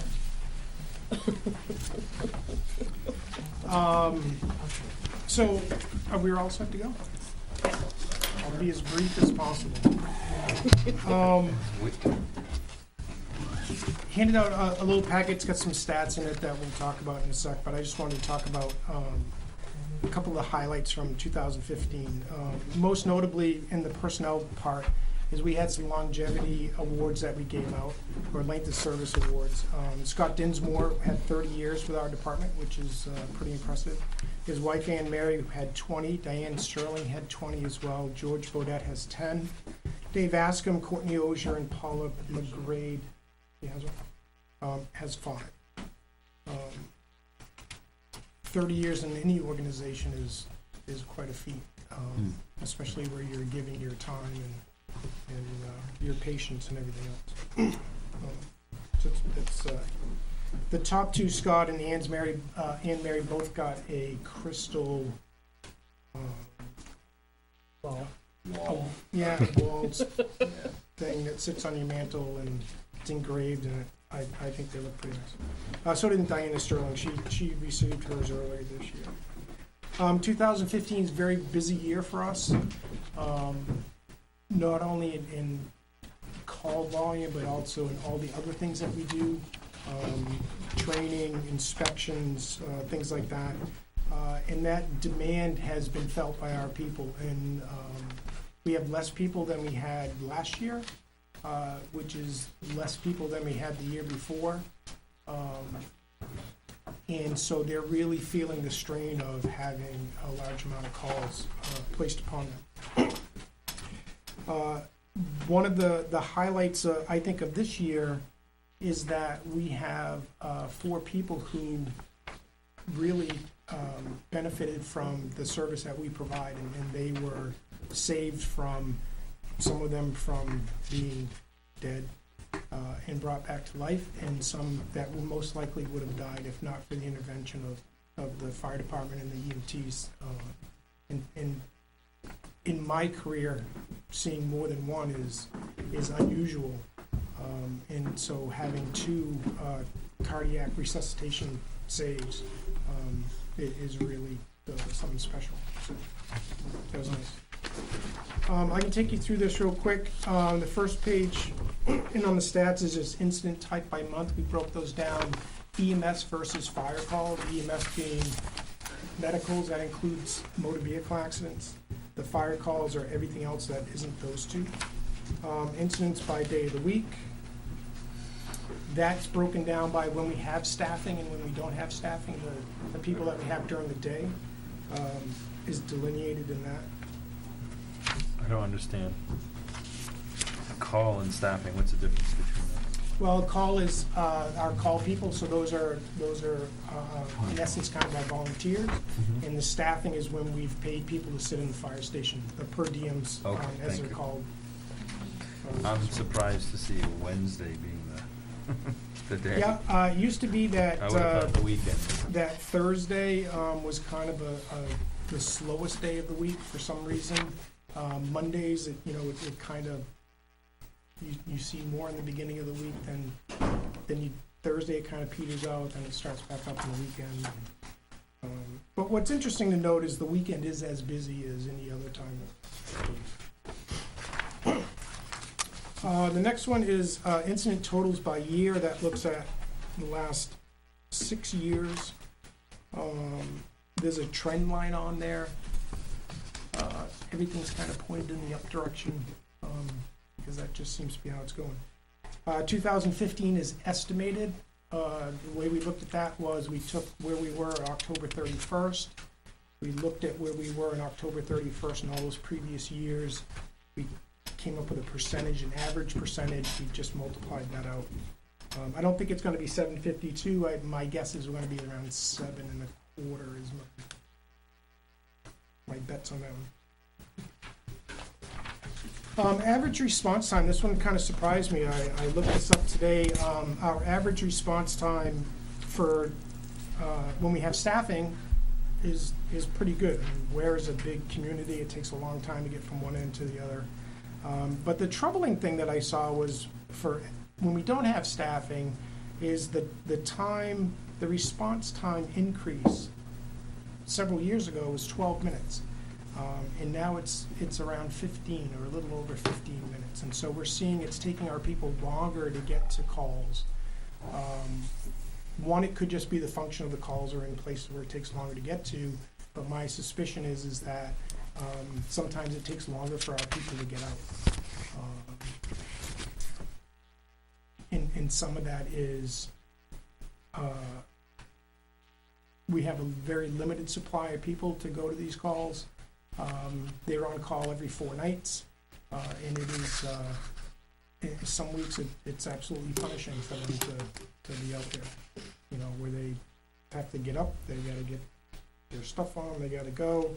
You might be able to do 1 call. You get 2 or 3 calls in an evening, and it really starts to take its toll. So I think that's kind of a little bit of an insight into why that number's getting bigger.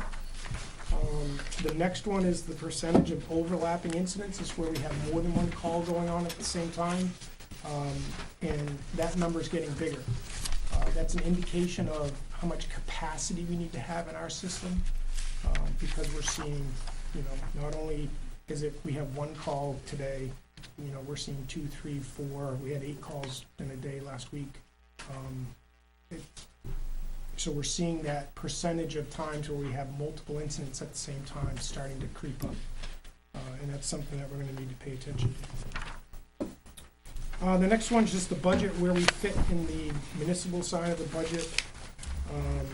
We are but a small piece of the big pie. In the last page, I'd like to hold off on the last page until we get through the operating budget. So no people.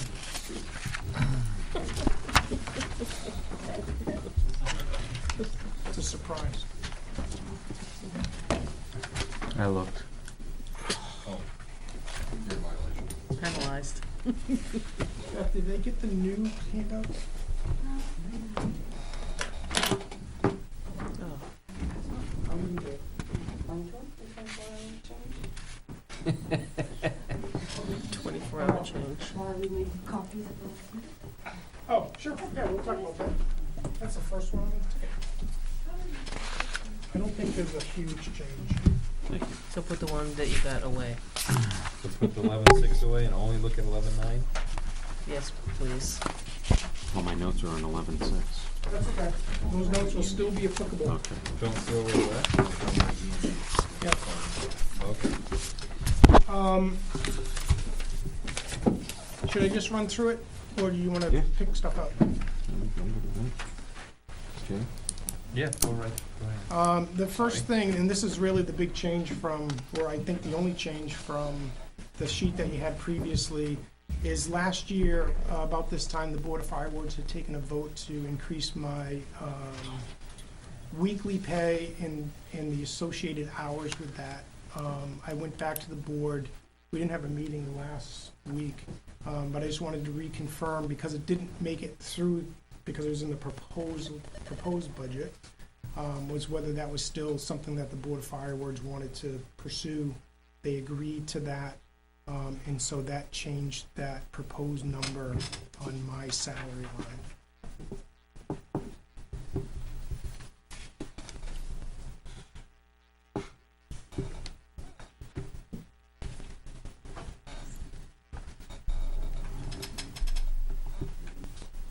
What is the, I don't understand a 30-30-52. That's just the mathematics of the hourly rate, the hours associated with that they want me to work during the week, $30 an hour, and the 30 number hours a of week, 52 weeks per a year. Okay, yeah, okay. So, you just want me to hit the ones that are up or down from last year? Yeah, that's fine. The next one is the health insurance buyouts. Mhm. Is that fairly self-explanatory?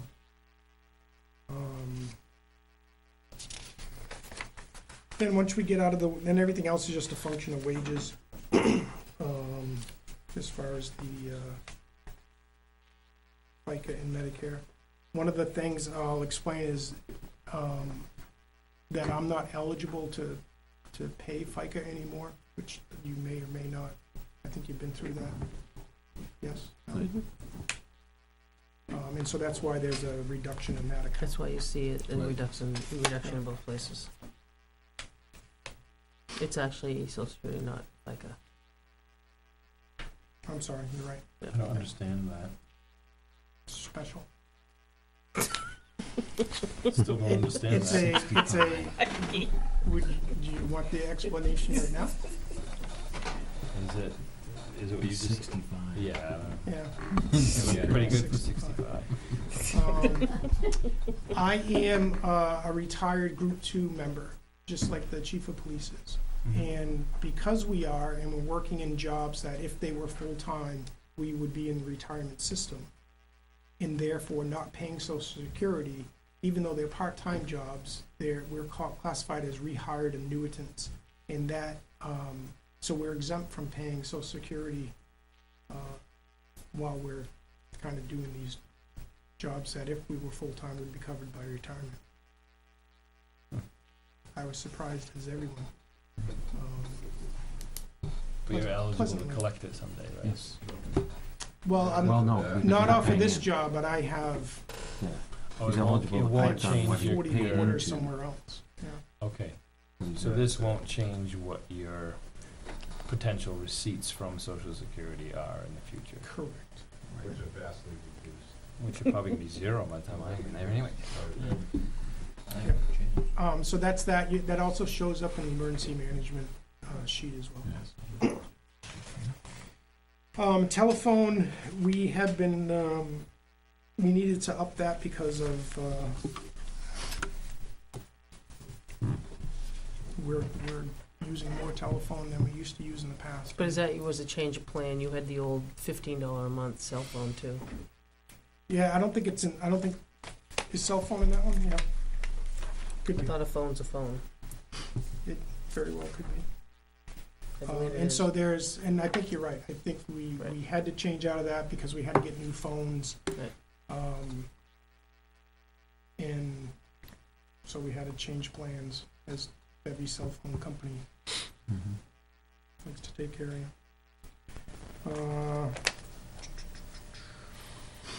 Dispatch is a contractual increase. We're on year 2 of our 3-year agreement with Goffstown Dispatch. Food, we increased food. One of the things that we did this year is we've changed the time in how we do our training, so it kind of crunches into dinner time more for our members. And so in an effort to appease the troops, we're enticing them with food. I mean, that's really it in a nutshell. And so we increased that line $900. Lawn care is a function of the contract. EMS service contracts is a slight increase in that. And we've added stuff in the past. The EMS service contract covers the life pack, the defibrillator units that are on the ambulance, the Lucas devices, which is the automated CPR machines. We have someone that comes in yearly that certifies that equipment. It also covers batteries, some supplies. That's all part of that. And does that just come at the end of the year? That typically never mind. comes, if it has been expensed this year? Never mind. Yes. Yeah. I was looking at a different line. Yeah. We're on some sort of cycle with them, so they call us and sure. The next one, which is 618, is the ambulances have tough pads on them. That's a piece of equipment that's worked out really, really well for what we use it for. I'd like to purchase one more for 2 reasons. One, that I can use in my daily business, and 2, as a backup for if we lose one. Again, I'm gonna say that that's a one-time expense. That's Same a as I told one-time, that's a yeah, one-time she- expense. It'd be a one-time expense, so we wouldn't put that into the budget necessarily, because the following year, you're not gonna necessarily purchase another one, and then the following year, purchase another one, so it wouldn't be an item that we put into the budget as a line item increase. So It's a where would one-time I put that? expense. Yeah, and I think that's the question. Unlike when we were listening to the police department proposal, there was a place, or a camera system which is part of the building could be gotten through the public or the government building and maintenance fund. This, I think we're in a situation where we just have to make note for the following year that it was a one-time expense, because there isn't any other fund to get it from. Can we make a line Well, called there's one fun, time? we have a line 791, which was for a year-end one-time purchase, but I think that was just stuck in, Right, so that we kept it out, not in doing Jim's Yes. concern. so I'd love for you to just buy it out of year-end. Because we purchased stuff at the end of 13. So to make it so that we wouldn't carry it to 14 and 15, we called it something different, the one time. Would you prefer it to go there? I think I would, Okay. although I don't like the name of it. Well, that was But because that's- that's what it was, though. Right, I know. Yeah. and that So- kept it from your concern. Well, because the only reason I don't like the name of that is because it can be whatever. Yeah, we don't. it Oh, the doesn't- year-end one-time Yeah. thing. It's just that same as miscellaneous to me, I guess. But, Mhm. but I understand, you have Well, to then have you somebody. suppose we add a line, then there's the one time for that year instead of, but this is a Yeah. line that we captured spending Right, for one that time. we didn't spend in other lines. Right. Cause we didn't budget anything No, I in that know, line. no, I know exactly what that went to, and I think that was part of who's gonna keep track. So I think we do keep it in that. Put it Let's put it into- in 791. All right, so we'll move it to 791. But that's really not what it is. Right. The 791 We line don't was, fund you know, we paid for it. If you put it in 791, then it means that we should give them money at the end of this Right. year, No, it so it isn't. doesn't Yeah, go in the you're next year budget. Okay. I mean, I know that Yeah, I break don't is think hard, it's One-time but expense, but it's not a. Right, we're not funding that line, it's just a No, line to you're right. identify. You're right.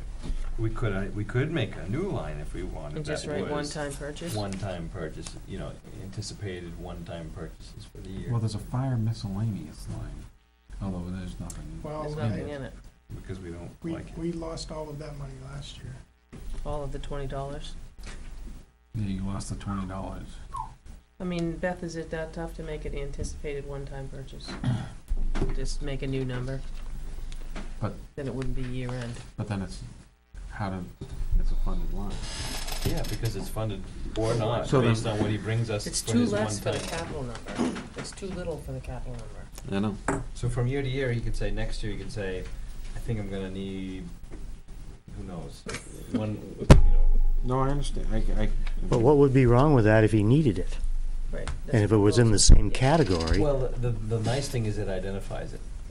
Anticipated And it's one-time not purchase. automatically gonna be funded to the same level, because we know this is a one-time thing. Right. So And then I you- like a separate line. And then the reason on the side can have tough one. What it's gonna be spent on. Right. So you'll have that note, so you'll know. Do you remember, just out of curiosity, do you remember what the one-time expense for the $6,800 was? Was it the fit up in the back of the Durango? No, because that came out of reserve. I believe that was fund somewhere. computers. The $6,800? It very well could have been the computers, because it's roughly the same amount of What do money you we're think? talking about. When Fire we did the safety? tough pads Oh. 2 Close. years ago, because I think that was a year-end kind of thing. And then it got funded the next 2 years. I don't know, I'd have to double check, but I don't. I think it was computers. I guess that's why Yeah. I'm a little hesitant. but just because we can't remember it off the top of our Yeah, head I guess here, I we mean, all we gotta do is go We can look. find, It we didn't can get find funded out. after that. Right, we'll But move, I we'll think move that that. was probably computers.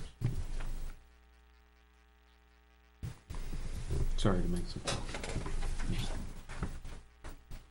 If I don't say something, then it goes into the budget, and then it's an increase of $3,500 going forward. Next one is 636, which is on the next page. That's an increase in our medical gear line.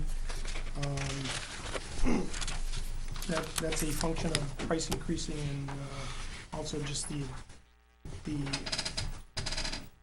just sheer volume of stuff that we've had to, that we've gone through this year. Vehicle maintenance, I'm proposing a $5,000 increase to that line. Currently, we have $10,000 to maintain our fleet. If we go back and do a 6-year average, of the previous 6 years, it comes out to about 14.8 or so, 14.7. 2015 is a partial year, we're at 14,750. And what's happened over the last few years, we're sucking money out of other lines to cover that expense. So would this one be again reduced if the warrant article asking for newer vehicles would be passed? I'm not really sure. I mean, we spent, Oh, never mind. well, You're talking the forestry and the, Yeah, yeah, I mean, And the that's ambulance. something that, Durango, the forestry. right. I think would be borne out through experience in 16 and 17. We could come back and look at that.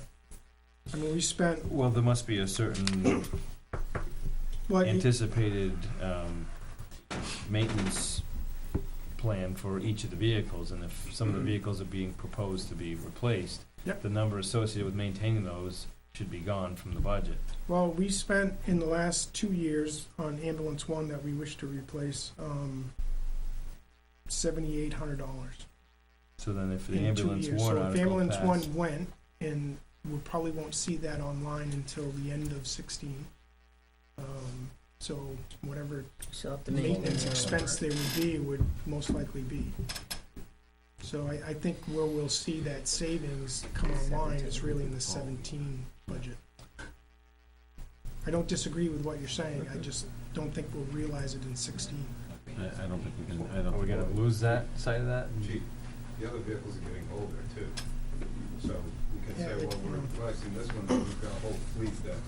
Right, but we're Might be budgeting, costing we're more budgeting money. 1 year Year at a by time. year. Yeah, and especially when we're replacing some of the, if the articles pass, some of the more costly maintenance right now. But again, you're talking about fleet management of the whole fleet, and then all of the rest of the vehicles that you're not replacing are getting older. One, So a reasonable thought is that they're gonna cost you more money as each year goes on, correct? well, 1 year. I'd be certainly willing to look at that in 17.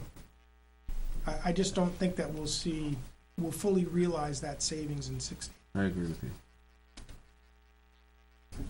It'll take the whole year out just to build the ambulance. You'll be lucky if you get it by the end of the year, correct? We'll most likely get it by the end of the year, but Yeah, but it'll be most of the year. most of the year.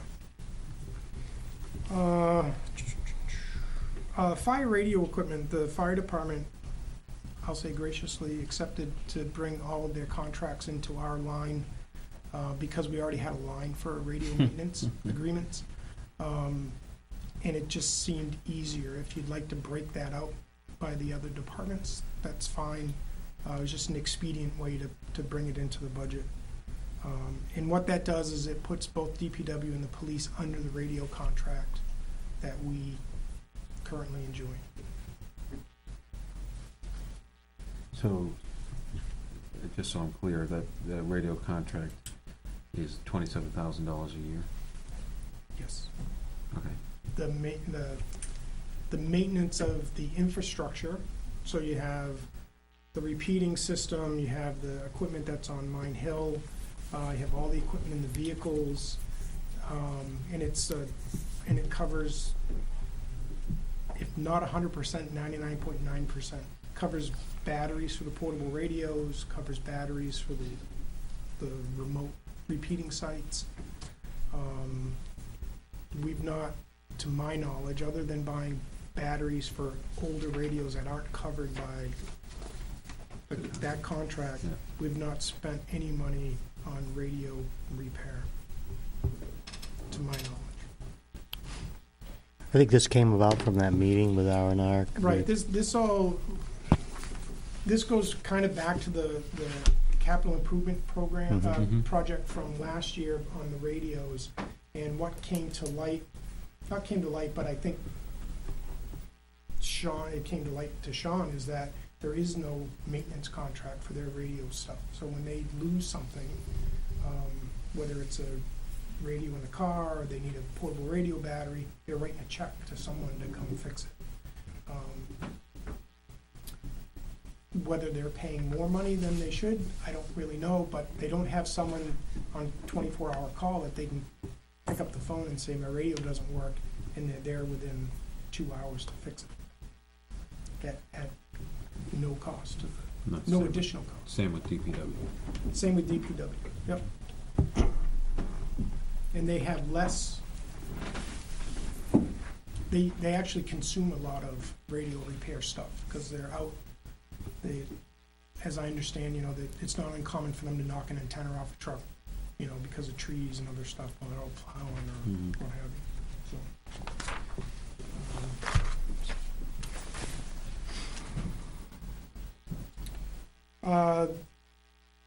We had a very significant savings because of the fuel pricing on, propane and heating oil. So that's, there was a significant savings for us. I think we're about 45% of what we were last year. Chief, just to go back to that line, 686.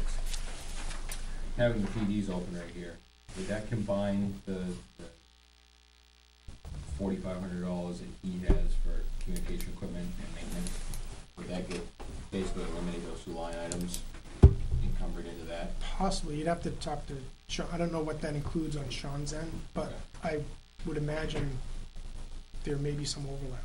Yeah. I'm just wondering if that would be, and I'm sure that Public Works has some kind of a line for that as well. I'm wondering if that would all kind of wash. It would all kind of wash, but it would come into your budget. Yeah, it would help defray that, Yeah. that number. Or we could spin them off and just put, each to their own budget if you wish.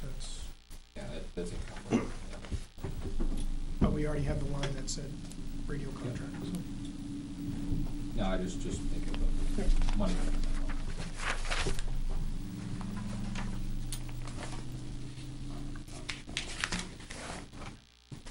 Now do we go to your last page? Surprise? Do we go to this last page now? Yeah, last page. I didn't peek.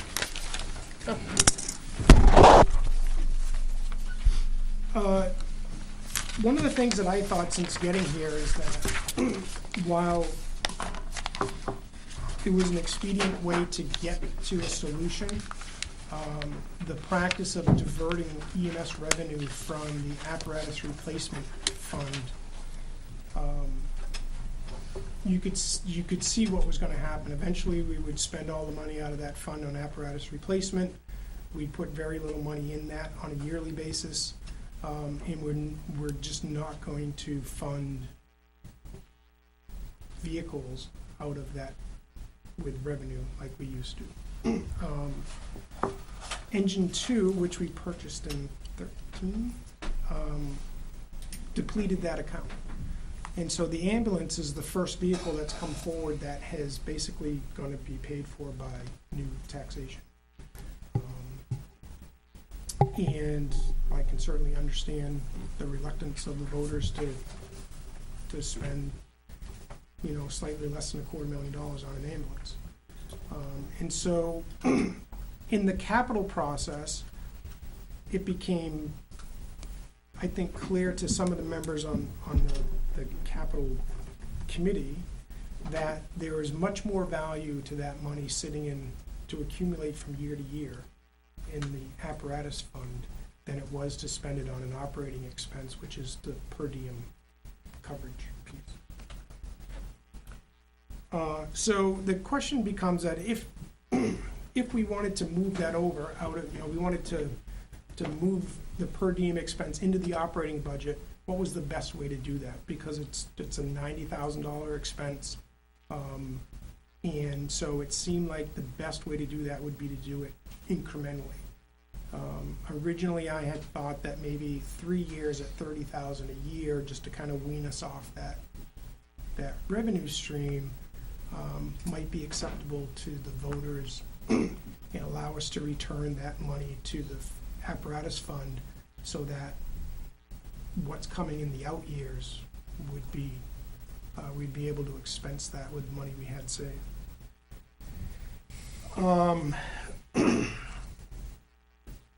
So bear with me, there's a little bit of moving pieces here.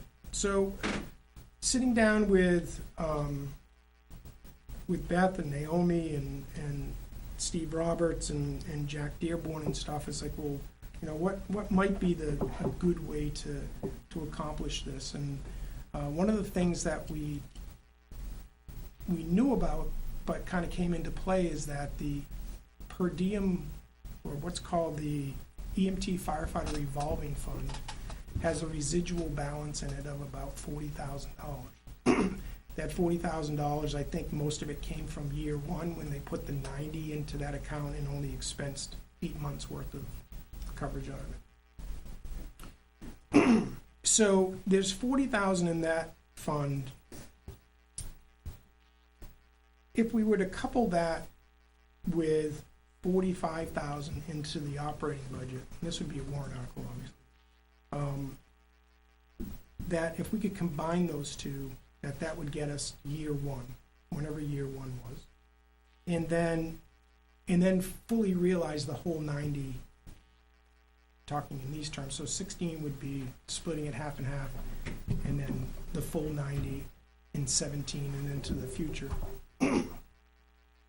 It would require us to craft language in a warrant article that I think the potential exists to say that, you know, effective July 1, you know, we'll put money in the operating budget for per diem EMT firefighters that commences July 1st. So that 45 covers the second half of the year. And then that residual money that's in the revolving fund, we could spend that down because it can only be used for EMT firefighters. We could spend that down to zero before shutting that fund off, which I think is in keeping with the spirit of the original account, and in essence solves our problem. That's the concept. It's the legal language piece that we're working on now. I don't think we received anything back from DRA. We asked them, you know, if they had some suggestion on language or what was even permissible. Rescinding a revolving account causes that balance to be reverted into the general fund. So we would like to spend it on coverage rather than have it go into the black hole, as I refer to it sometimes. And so the benefits are that it allows that, it moves that per diem into the operating budget. So it's a nice, even $90,000 a year. And I think it's it doesn't have a lot of spikes to it. It's not that it isn't expensive or it isn't new, you know, it's more money that has to be raised by taxation, but it's nice and even. And then the revenue stream can revert back to the replacement fund, the vehicle replacement fund, because that's where you're gonna see those big spikes. And if we were to look at the capital schedule, it's not on the 6-year schedule, but there's a fire truck out there, like year 9, that's, you know, in the $400,000 range.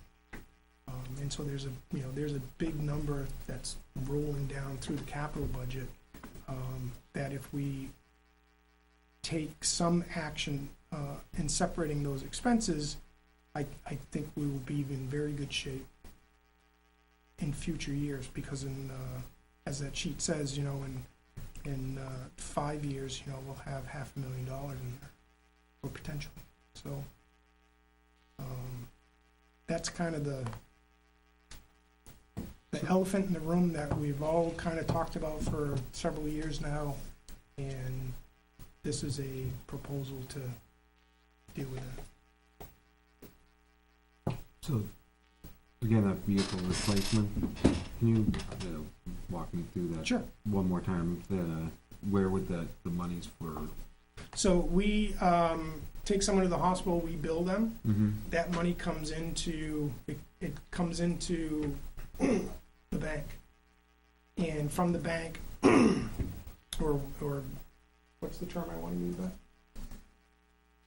Right. All right, so it comes in the bank. And so at the end of the year, we have a pile of money. That's EMS receipts.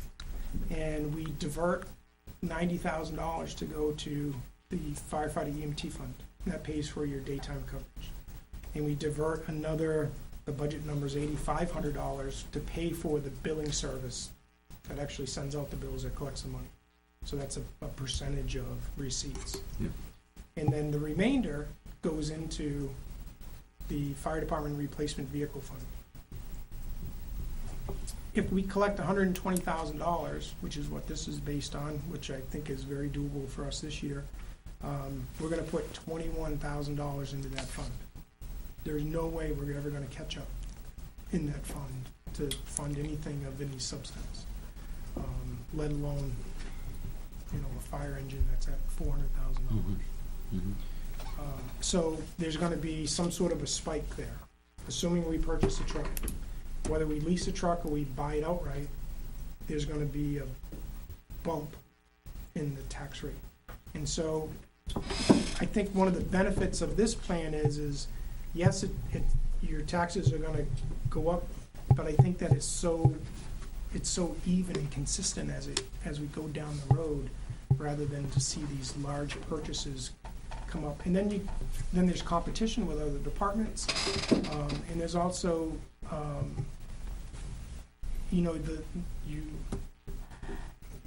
you have reluctance on the part of the voters, which is understandable, but by saying no over multiple years, it causes that purchase to be more expensive, and it also causes that purchase to collide with other stuff that's coming down the road that needs to be replaced. So I think the EMS revenue is a great funding stream for the capital program, which is how it existed prior to 2011. And so we're just looking to restore that. And really the only way to do it is to bring that per diem expense into the operating budget. We adjusted ambulance fees, was it last year? If not last year, the year I before. think it was the year Yeah. before. Did those realize additional revenues that, because I thought the argument at the time was that they were gonna realize additional revenues over and above the 90 for the. Yep, I think, do you have anything historic on the revenues? I wanna say last year, what went into the the vehicle replacement fund was like $214. So we collected $100,000 maybe. This year, we're on track to do 120 easy. Well, it depends on the amount of calls, but we're at 105,000 today, and we have 2 more months to go. We've been, the low month for us has been 7-ish or so, so. So we're doing fewer calls? Well, we're doing more calls. Okay, We at a higher have- rate, but we're not taking any money. Well, we're going to more calls. I think that there's a function of we have more, I think there's more people refusing to go, or not refusing, but saying they don't want to go to the hospital by ambulance. So I think that number's larger. I think our collection is much better. One thing that we saw today was at the bottom of the revenue sheet was the amount of, I forget the phrase there, the, not uncollected, but the stuff that's still out there is receivable. That number has been pretty consistent all year. It hasn't really gotten bigger, which is good. Years past, that I was think that major. I would say we're 30,000 ahead of where we were last year. Is that due to the company? A lot of it is a company, a lot of it is the patients that we are seeing, because our people are more advanced skilled, generally speaking, we're able to do more skills, and we're able to provide a higher level of skill to that patient that they need, and we're able to charge more for that. And avoid going to the hospital? No, those people are gonna go to the hospital. But where before, if we had 2 EMTs on the truck, what we could charge for that would be, because of the skills that we're able to provide that patient, would be at one level. Because we have advanced EMTs or a paramedic on the truck, we're able to do much more for that patient. And I guess so it's not charge- computing in my brain. Okay. Why our collections then for the EMS billing isn't going up more than $120,000. If the amount of calls is going up, what we're charging per call is going up. Yep. But that's staying flat. We collected $100,000 last year. And this year they're at 120. 120. So they're 20,000 bucks over where we were. Okay. So we thought we would do better. I mean, we envisioned we would do better. That's what I thought I remembered. And this year we are doing better. And it's a function of volume, it's a function of the billing practices, it's a function of our people. We've up-trained a number of people, so we're providing a higher level of skill to patients that need it. We're seeing, you know, we are still signing off a lot of people, but compared to my other job, my last job, you know, those those percentages seem to be in line with other communities. Okay.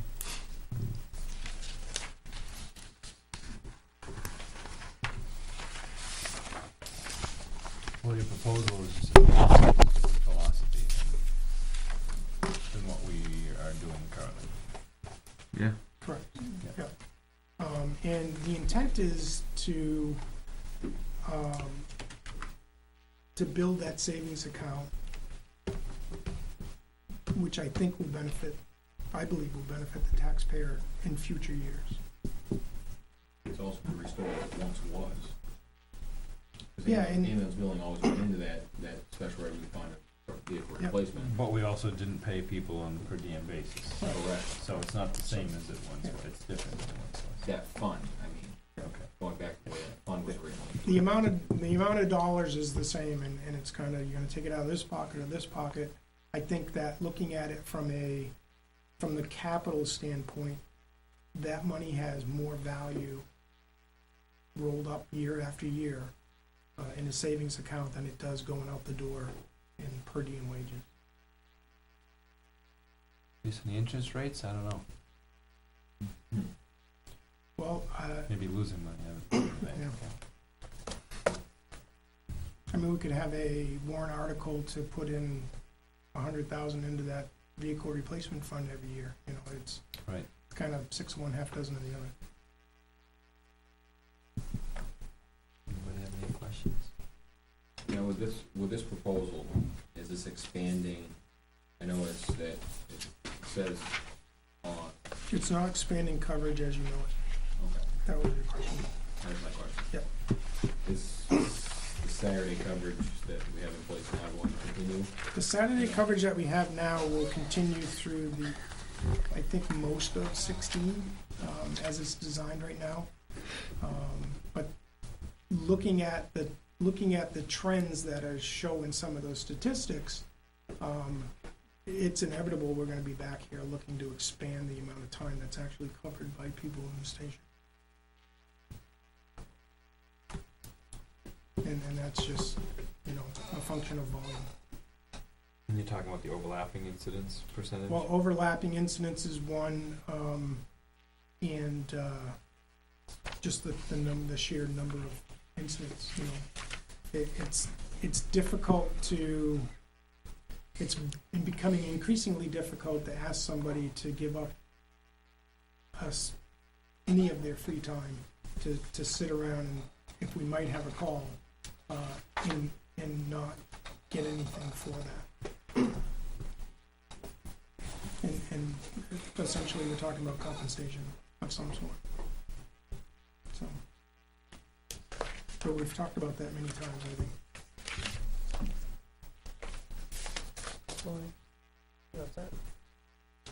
Thanks. I'm gonna do emergency management. Sure. Okay. My budget's less this year than last.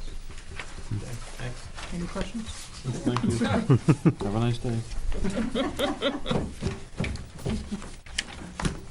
By $62. Yes, Social Security. All right, there you go. There you go. Rehired annuity. All set? It's pretty straightforward. Well, it's straightforward, but are all the expenses going to come in November and December?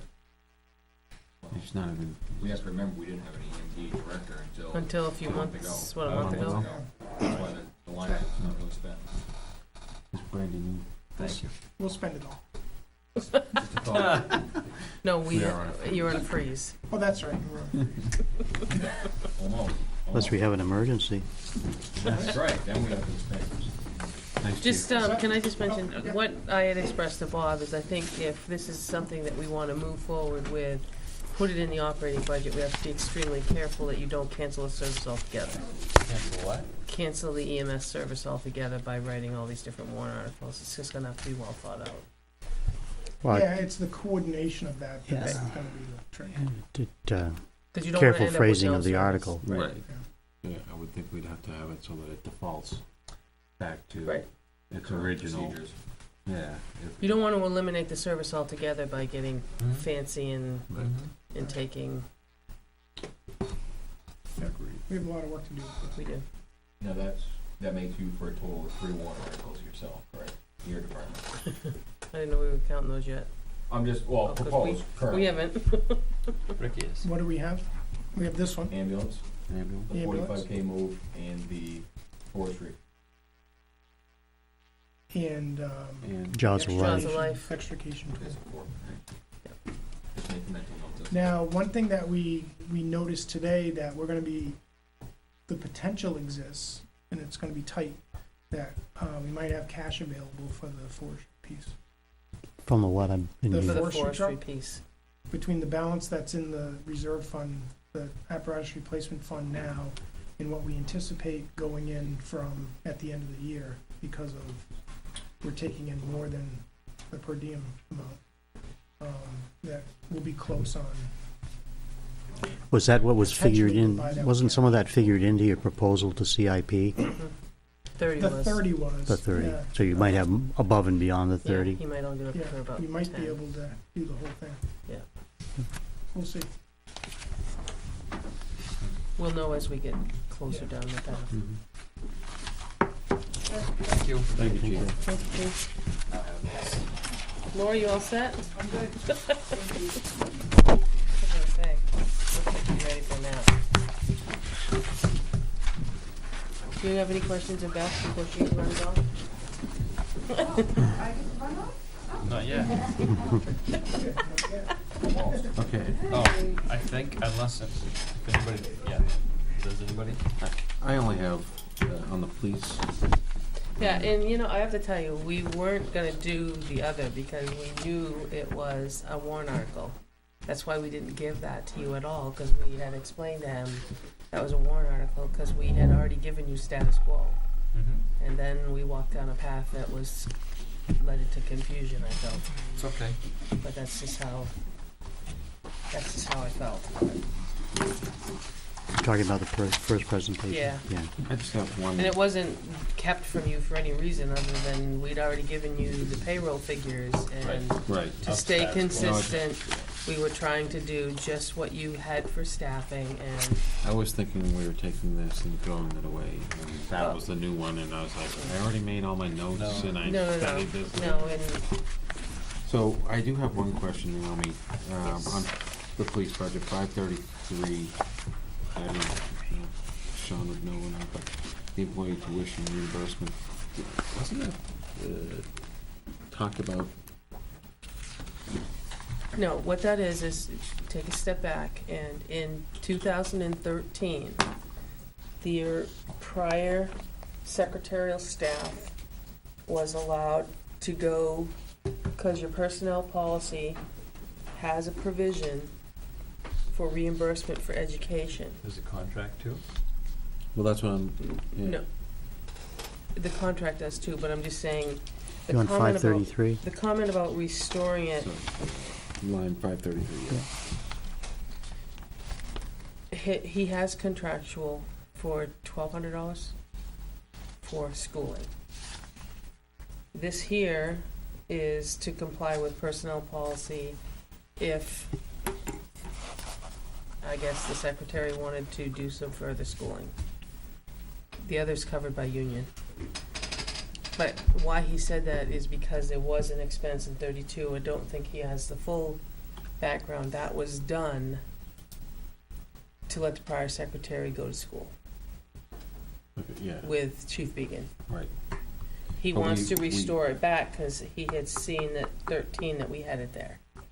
Okay. So, I mean, we can explain that to him. That was That's one. It was seen there at 32, thinking that it was always there. But the discussion we had as a board was to eliminate that line.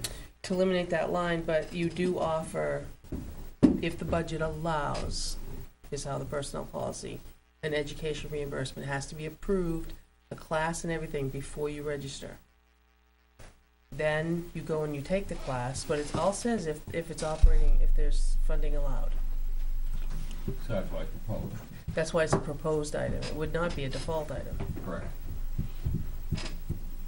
But the prior secretary did take classes at NEC.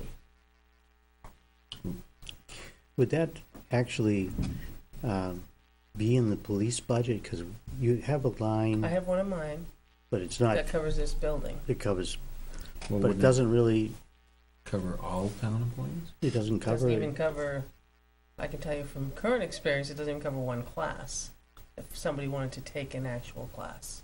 No, but what I'm saying is that amount, whether, I don't know, it doesn't There's matter what the amount $1,200 is. in mine for education. That's typically to go to workshops. It doesn't take a class. Because in the personnel policy, you have to get a certain grade and get a certain reimbursement. I understand. I think what Tom's asking, you know. This, the police department secretary, fire department secretary, they're all covered under the personnel policy, Right, not under the union contracts. union contract. So it seems like if there was gonna be an increase in tuition reimbursement, it would all be included in one place, Mm-hmm. not in the individual budgets. Yep. Because it would draw from that in order to And we can gladly reimburse. propose that, but the reason he asked why it was there is I think there was a thought that it was already in 13, something you had and you didn't do it in 14, you didn't do it in 15. And I think we need to almost, like, not go too far back with. Well, this I know, budget. and that's why, I mean, Because we we've gave seen- you 13, 14, and 15, but in prior years, you liked looking at 13, No, I 14, know, I 15, agree, okay. I agree with that, but I Because we've got a think what different we format take, here, right. you know, what we carry forward from those, we should be very selective. Because in Well, the past, that's hard to do, though. We have a hard time taking certain lines and bringing those forward with not all the lines. Because if you're gonna put it in Excel and do this the way, for 3 years, if you wanna go back and do 2 years, I that's fine, understand, but, I understand. I think what I'm trying to say is that in the past, maybe line items were used for other uses other than what they should have been. That's my point. so are you looking to zero that out and put it somewhere else so it's consistent once? I think it should be in the towns. Yeah, I don't. I think training in the educational, what's it called? Employee tuition reimbursement. Employee tuition. If it's a police department employee, it not. should be in the police department budget. It's a town employee, it's not the police department, it's a town employee. Which employee are we talking It about? would be not a union employee. It's still the police department employee. You're right. There's only two. Their wages are still in the police department budget.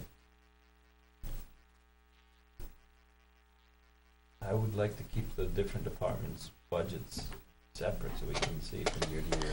but if you carry that out, you've got, you know, a different budget for the town clerk, different budget for the tax collector, different budget for, No, they're all in the same, they've all been in the same budget, haven't they? No, I've carried the employee expense and the town expenses. And the town officer's expense. basically, those are all people covered under the personnel policy. And there's one line for tuition reimbursement that covers those under the personnel policy, and there's only really one person in the police department that's under the personnel policy, and that's the secretary. Right. The union employees don't have tuition reimbursement, they have education incentives, so that if they've already earned a degree, they get an incentive pay as part of their compensation, but they don't have any source of reimbursement. So, I mean, I'm not gonna argue this to the wall, but I just think that if you wanted to get it out of here, that's the place it would be, that one. This is for people under the, And 3,200 may not be added to, 3,200 may, you just may come up with a different number. It's a piece of the pie. yeah, I mean, I'm just talking philosophically, I I'm not, obviously don't feel hugely strong one way or the other. It's not gonna be a default. No, I No. understand that. Okay. I just put a star Any other next to it. questions for Beth? Are you tired? Not today. I tell you, that it is. It's a long evening. This is a different format, you guys. It I was like very it. helpful. I like it. I Yeah. enjoyed the, going through the process with Parks and Rec, the pre-form, and then this, I think, it was good to have. The consistency, too, of everybody coming in with the same format for their budget. In some past years, everybody's had their own format, and we've had to like, okay, well, how does that fit? Let's just back up. The budget is in the right The format. numbers are the numbers. Slideshows. Yeah, I like that he put effort into I that. missed Yeah, I do something. too. She's thinking slideshows. Oh, yeah, well, Thank you. I don't know why they closed the door, unless they have. Approval of meeting minutes. October 26th. I don't know why I don't have the 11th, the second. They didn't come out till this morning. Okay. I went online. Jim doesn't have that luxury. I No, don't. that's true. that's the I only meet way him on the road. Okay. Well, let's start with the October 26th minutes. Anything on page 1? I have the following problem. I set mine aside thinking we've already done those without looking at the agenda, so I don't have the 26th with me, so I'll just go along with that. Go with what? Okay, well, I've got plenty for both of us, so. Okay, we probably have the same ones. We usually have do. been pretty consistent Yeah. on some of these. Okay. So, first page, the part under perambulation, second sentence, I think, photographs and it would be GPS readings, not GSP. They were taken while markers were repainted where necessary, instead of repainted. And then I would like to take out, in some cases, some of the acronyms like CIP, just like the next one would be department head committee items, CIP presentation. If we could put capital improvement plan and then in parentheses CIP presentation, and then from then on you can just say CIP. That's it for page 1.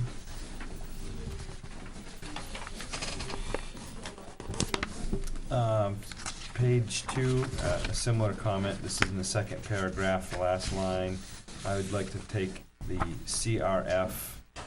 It says needed in the CRF vehicle replacement fund. So we could just make it say needed in the vehicle replacement capital reserve fund. I think it just makes it a little more clear. Then the fourth paragraph. The objective is to upgrade the GVW to F550 to carry other essential equipment. I'm not sure what Gross GV vehicle weight. Gross vehicle weight. to F550? That's a, That's a That's a model number, model of Ford. right, It's a so one. how do we upgrade the gross vehicle weight to a model number? because you're going from a 350, which is 3/4, No, Half. is 1 ton, and then to the 550, which is, ton and a half, I believe. right. Okay, if It's it a, makes it's a sense to model number. everybody else, It's a then, model number. could we just say from a 350 to a 550 instead? Fine.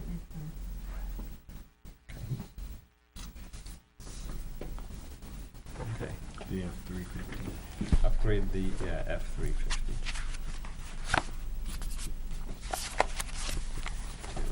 And 550. Okay. 6th paragraph, new highway garages projected to cost $1,360,000 for an 80 by 40 foot steel. I want to replace the word shed to building. It's not really a shed at that point. The big shed. Big shed, right. 11,200 square feet at $105 per square foot, estimated to cost $1,176,000 instead of costing. Then the next sentence, site work including septic, well paving, cistern and pump are estimated to cost an additional 184 instead of will cost. It just, we're talking about estimates here, so.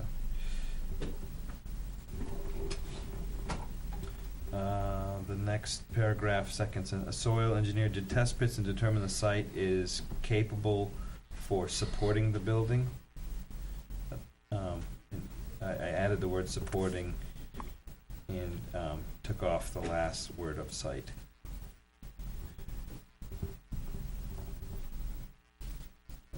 The next paragraph that says the wheel loader, the second sentence, the scale would eliminate the weight guesswork.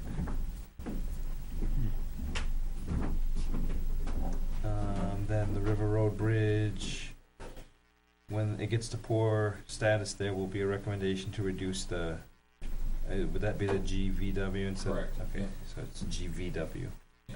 Can we just cross that out, right, gross vehicle weight rating? Okay. On page 2. Yep. You have something? Yeah, on page 2, would be the third paragraph down. The current ambulance is 12 years old. That paragraph is way too combined. It says that the current ambulance is 12 years old, approximately 90,000 miles. Today's vehicles are made with new materials, which existing jaws of labor not capable of cutting through. I hope we're not cutting through the first ambulance. Two Yeah, it separate should be items. neatly two separate things. Basically, the current ambulance is 12 years old, approximately 90,000 miles. Shows signs of use. And then another new paragraph to state today's vehicles are made with new materials, which are the existing jaws of life are not capable of cutting. Their board department is more powerful. Okay. And I'm not more powerful, but more outdated.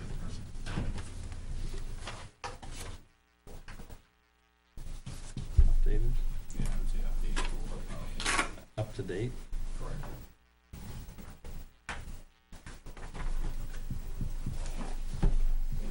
Sharper. Okay. Pretty sharp. Page 3, the last paragraph before the meeting minutes. Plans at Chase Park. So the second sentence, plus seal and stripe the parking lot, and I'd like to put a comma after lot. And straight, that's good. Right. It's okay, yeah. Yep, stripe. Bolton Field Development included to, And okay. This may have made sense when I was writing it, let me. Bolton Field Development included making 150 spots, is how I'd like that to read. But it says, Bolton Field Development included to make 150 spots. Maybe it's fine the way it's written, I don't know. Or Bolton Field Development includes. Includes making, yeah. Sound Includes good. making, okay, includes making. Yeah.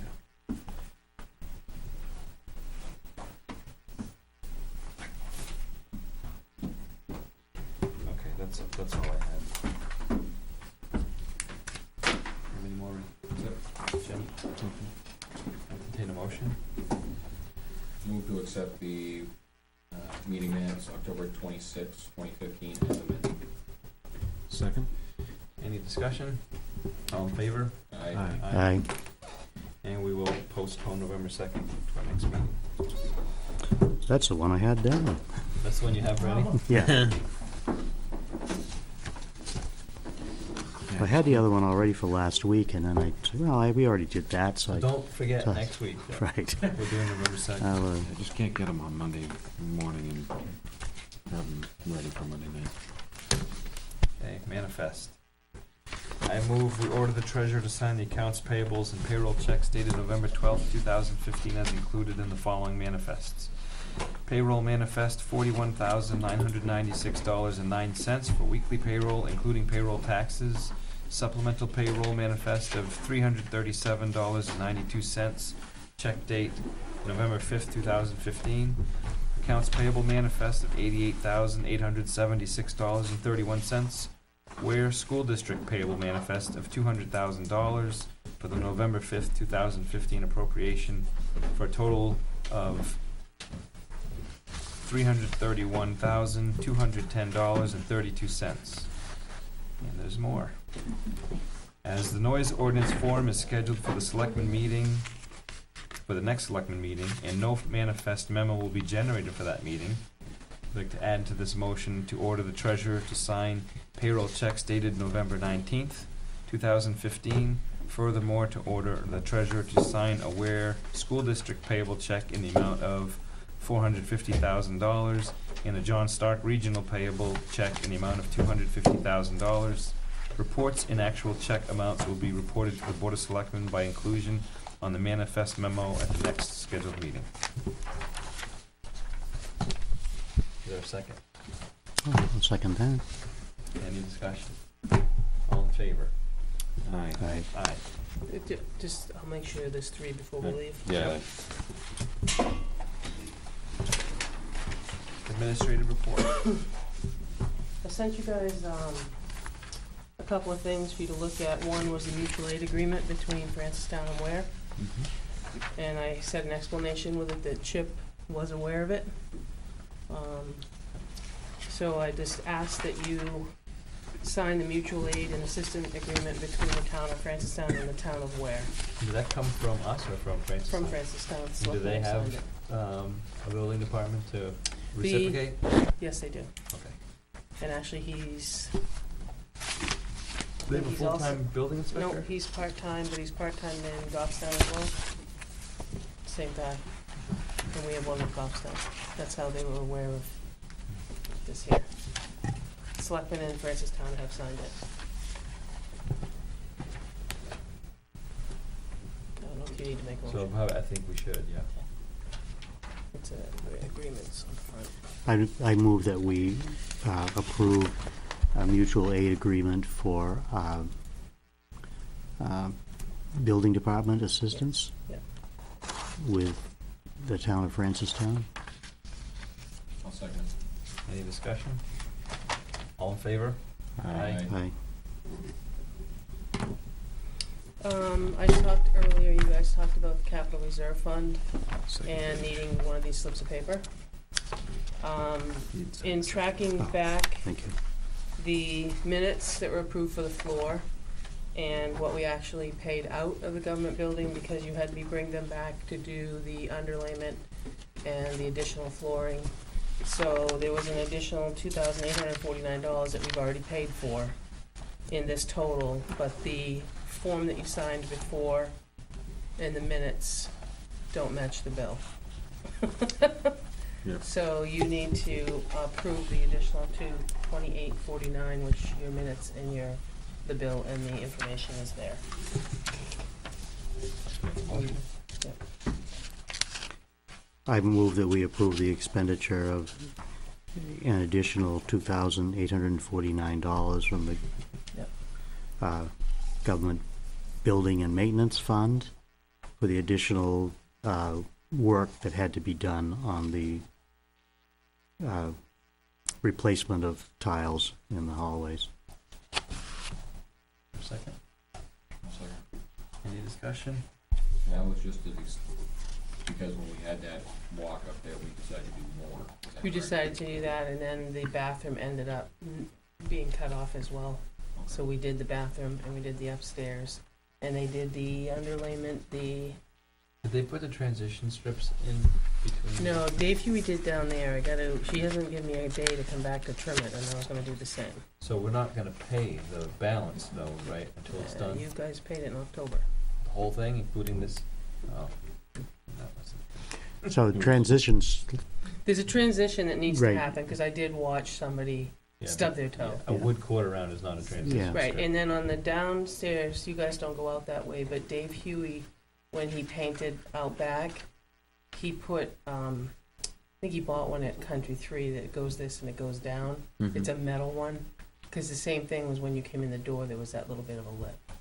So he made it on the way out and in, there isn't one in the back door, because he's put that metal one in there.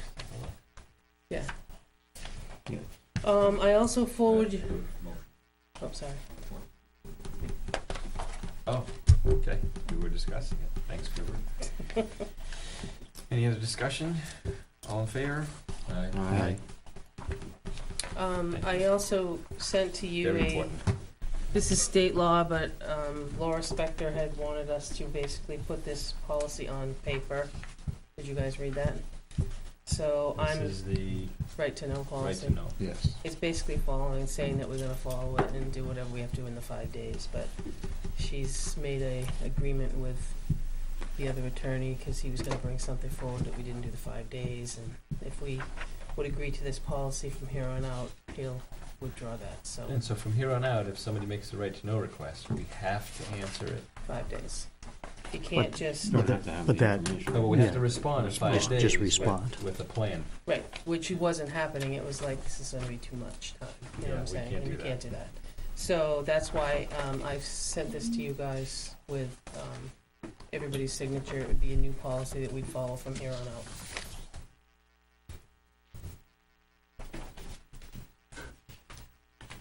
So what do you need? You need a motion that says we I'm gonna adopt a, adopt a right-to-know policy that coincides with RSA 91A. Second. Any discussion? Other than we're agreeing to follow the existing The state of New existing Hampshire law, laws. which we all agreed to when we took our oath. Yeah. All in favor? Aye. the last one is, 91A. yeah, the right to know law. And then, I sent you, they changed the cover, they didn't like my town seal, they like their own, I guess. So anyway, this is the actual agreement, and Keith and I just had a one-way email today. The reason why you're just seeing this now for the, union for DPW was that it was approved, it came to a tentative agreement in January of 14, March of 14 that it passed, and then right before town meeting actually passed, the 2 of the 3 union members moved on to other jobs. So then it never got signed, and then AFSCME withdrew, and now the Teamsters have picked up and want to do what was approved at town meeting. So, they dropped off 3 copies and would like 3 copies signed. They've already signed it, they've already read it. But this is the agreement that was passed at March, other than they changed the front cover so they could have their logo and not Town Aware. Yeah, they shrunk ours down to this Yeah, little they shrunk it oval. down to the little one at the bottom. Keith, did you have a chance to look at it? I mean, I have no way of knowing. I went through it, but whether it was what was agreed to back then or not. I haven't gone through it to compare it to what was agreed to. I would like to go through it as well. Yeah. Yeah, because what it was the old one, and I, if you would like, it's a single page that we tentatively agreed to. I don't know if you guys still have it, I do, which is where I added that. Do you need me to highlight what I added so that you can see that it was added? I mean, I still have the Word document, it doesn't have that Yeah, pretty cover. if we could, Just because have that's, the same Word document. Yeah, I can give you the Word document, but if you want me to highlight the few things that were changed, I can Yeah. do that. I think I have the notes of it, but I'd like to. Or I could send you the tentative agreement, and you can just check that I've added it too. Yeah. Versus going back, because I've already sent you that. The only thing they did was change the front page. And we Yeah, can I don't change know, it back. when this was agreed to, though, it wasn't agreed to with the Teamsters. Right. That's right. But So it was an they- agreement between AFSCME and the union that was in place at that time. But then the boys wanted to change unions Yeah, but and that's, voted for Yeah, the Teamsters. I guess I would just, not to run up more legal bills, but just ask Laura about that as far as the Mark was change. okay with it, He was? yeah, before Okay. the Teamsters, because I said no. I was thinking, no, it was AFSCME's contract. Right. Yeah, that's what I was thinking. It And wasn't, he wasn't said a the team. same, you know, we just did the same thing. We now are dealing with an AFSCME contract, but we're dealing with NEPA. Mhm. They took over because they swapped unions. Yeah, but you're now negotiating a new contract. Right, but they're Right. assuming We're all not that assuming language a contract. and changes to their language. See, the changes are being made, yes, and there'll be a new pretty logo for them too. But not under, for example, we have a contract now, I don't, that we certainly must have signed with the police Oh, department. yeah, you do, you have one in place. And that one would have asked me on it, because that's who we, I'm not, if Mark said that's okay, I'm okay with it, that's not the issue. I can give you that before, But just for the, you guys. I'll give you the Yeah, I information. just wanna go through it. Yeah. And the cover should be town aware, not I'm not gonna get hung up on the cover, to be quite honest, but makes them feel better. It's a Presumptuous. town aware contract, so. At least equal space. I was gonna Yeah. say, see Yeah, this? really. Go over And it. this? Yeah, I'll go 50/50. Let's go over this. Okay, and then on, just through, I gave you your capital reserve, which you used tonight. The rest, really hasn't changed. The office is closed Wednesday, just for Veterans Day, and I had a vacation day for tomorrow, so I won't be here for 2 days, just to let you know that. And then next week, Kathleen, next week we're at the town hall, 7 o'clock, so I'll have something set up for you over there. They are going to video it. I believe Dick's gonna video because Doug's out of town, but Doug spent some time with Dick and John, so they're gonna do the videoing and for us, so that'll be all set up. The chairs will be set up, you'll be on the floor, because I won't be there. So I'm either gonna give Dick the key, or if I could ask you, you have a key too, to the building to get there. I'll have it all set up, because I'll go over during the day and set up the tables and the chairs. Dick and John may set up ahead of time, or they may get there early. I'll ask Dick what he wants to do. But, you know, it's been advertised on the front, it's been advertised, Yeah, both sides. so, yeah, it looks nice too. Looks really nice. It's the sign It It is. that makes it You can see the so much sign. brighter. It really is. You can No read it. yellow letters. That was what was bothering me, this yellowed, Oh, yeah. dingy looking. And I wish Jen was here, because I was going to thank her for whatever part she had in straightening the church sign. Did you notice that? Oh, you know what? It's been so many times that I've seen it leaning. Yeah, but it looks so much nicer straightened. I mean, that doesn't belong in the minutes. But Tom's Um, going into the and- sign and- business. no, but it's been driving me nuts for years, that tippy sign over there. And then I sent you this letter. Do you want to discuss that later, or do you want to just leave it be for now? I'd like to discuss it for just a couple minutes at the end, non-public. In non-public. Yeah. Also, I was, last week we talked about the computer. He's coming tomorrow. He knows, to look to see what we can have for Jan for a base system. So I've sent that out knowing that I wasn't here tomorrow, so that doesn't get ignored. But we pulled out, there's some between, Maureen knows that there's some that could be used. She's just not sure if XP, I don't wanna use XP if it's gonna make it worse. Well, it's So- Spalding will be the one to Spalding's decide gonna be that. the one that, but they're, they ran well when we took them offline.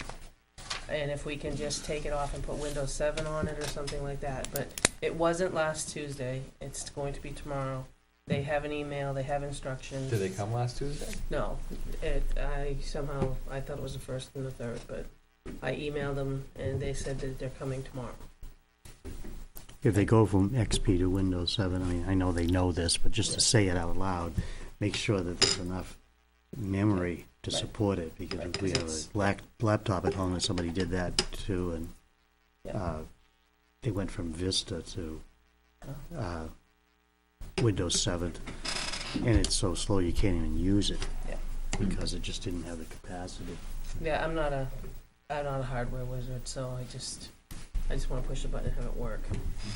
I had figured that out, but that's my own, so. So non-public if we went into A and C, Okay. Mostly C. mostly C, right, but, and then Ricky, do you wanna talk about your email to me Yeah. under correspondence, or? Yeah, we can do that. Well, let's get to that when we get to it. I'm sorry, Yeah, Milton. okay. Public comment. Any? Okay. Correspondence. I don't have the letter with me. But I can sum it up in a nutshell. Yeah, he sent me an email, so, Yeah, I sent you. Yeah. I had a resident text me with a concern this weekend about some cutting that occurred on town forest land on Poor Farm Road. Resident asked me to go take a look at it, so I did a slow drive by. The concern was the fact that the cut was very, in his opinion, inefficient and also very sloppy. There's a lot of slash on the ground, debris from the treetops, from the branches, very, very cumbersome to look at. The forest looks very, very bad. And for it to be used for hiking, recreation use, etc., looking at it myself, is very, very, very limited now. It's not safe to be out in. It's like I said, it's just you can't navigate it. So the trail's been destroyed? There was a hiking trail through there. I didn't go up the hiking trail. I think the trail is still probably there, but anybody that wanted to go off of it and look up the trees, they ain't gonna happen no more. Is it a town forest? The town forest, correct.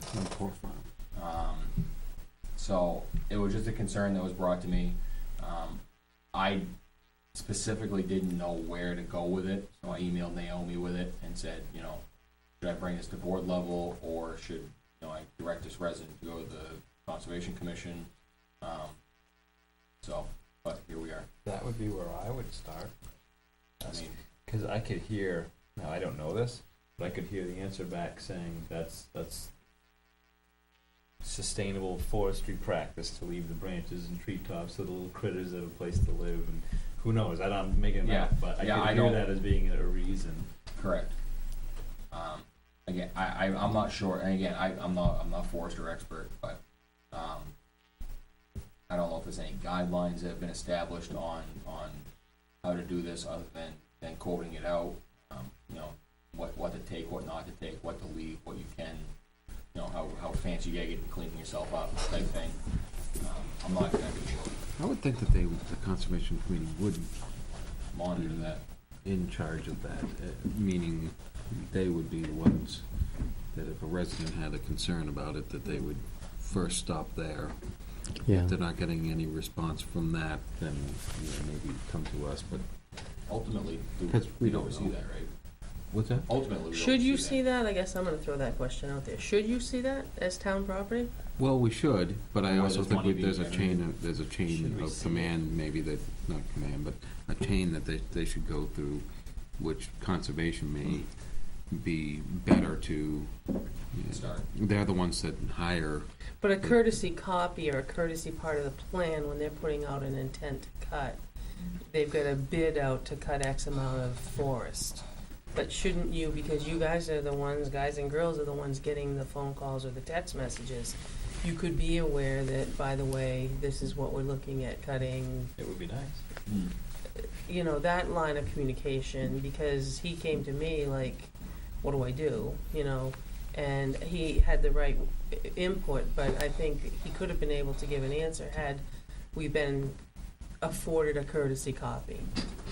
Because it is town land, and any intent to cut, I think the board should be the ones signing it, or, I mean, they do have a forester, conservation does, but then again, have you ever met him? No, and does that forester then go You and know, I'm not, inspect afterwards, make sure everything was left which the is way- what should happen, because I was Right. reading the minutes that came from the last meeting, and there was a couple of residents that came in, and the forester was gonna go out and look at it. They had left the driveway, which they shared for the timber cut, in a condition that was difficult for them to get in and out, so they came to the commission.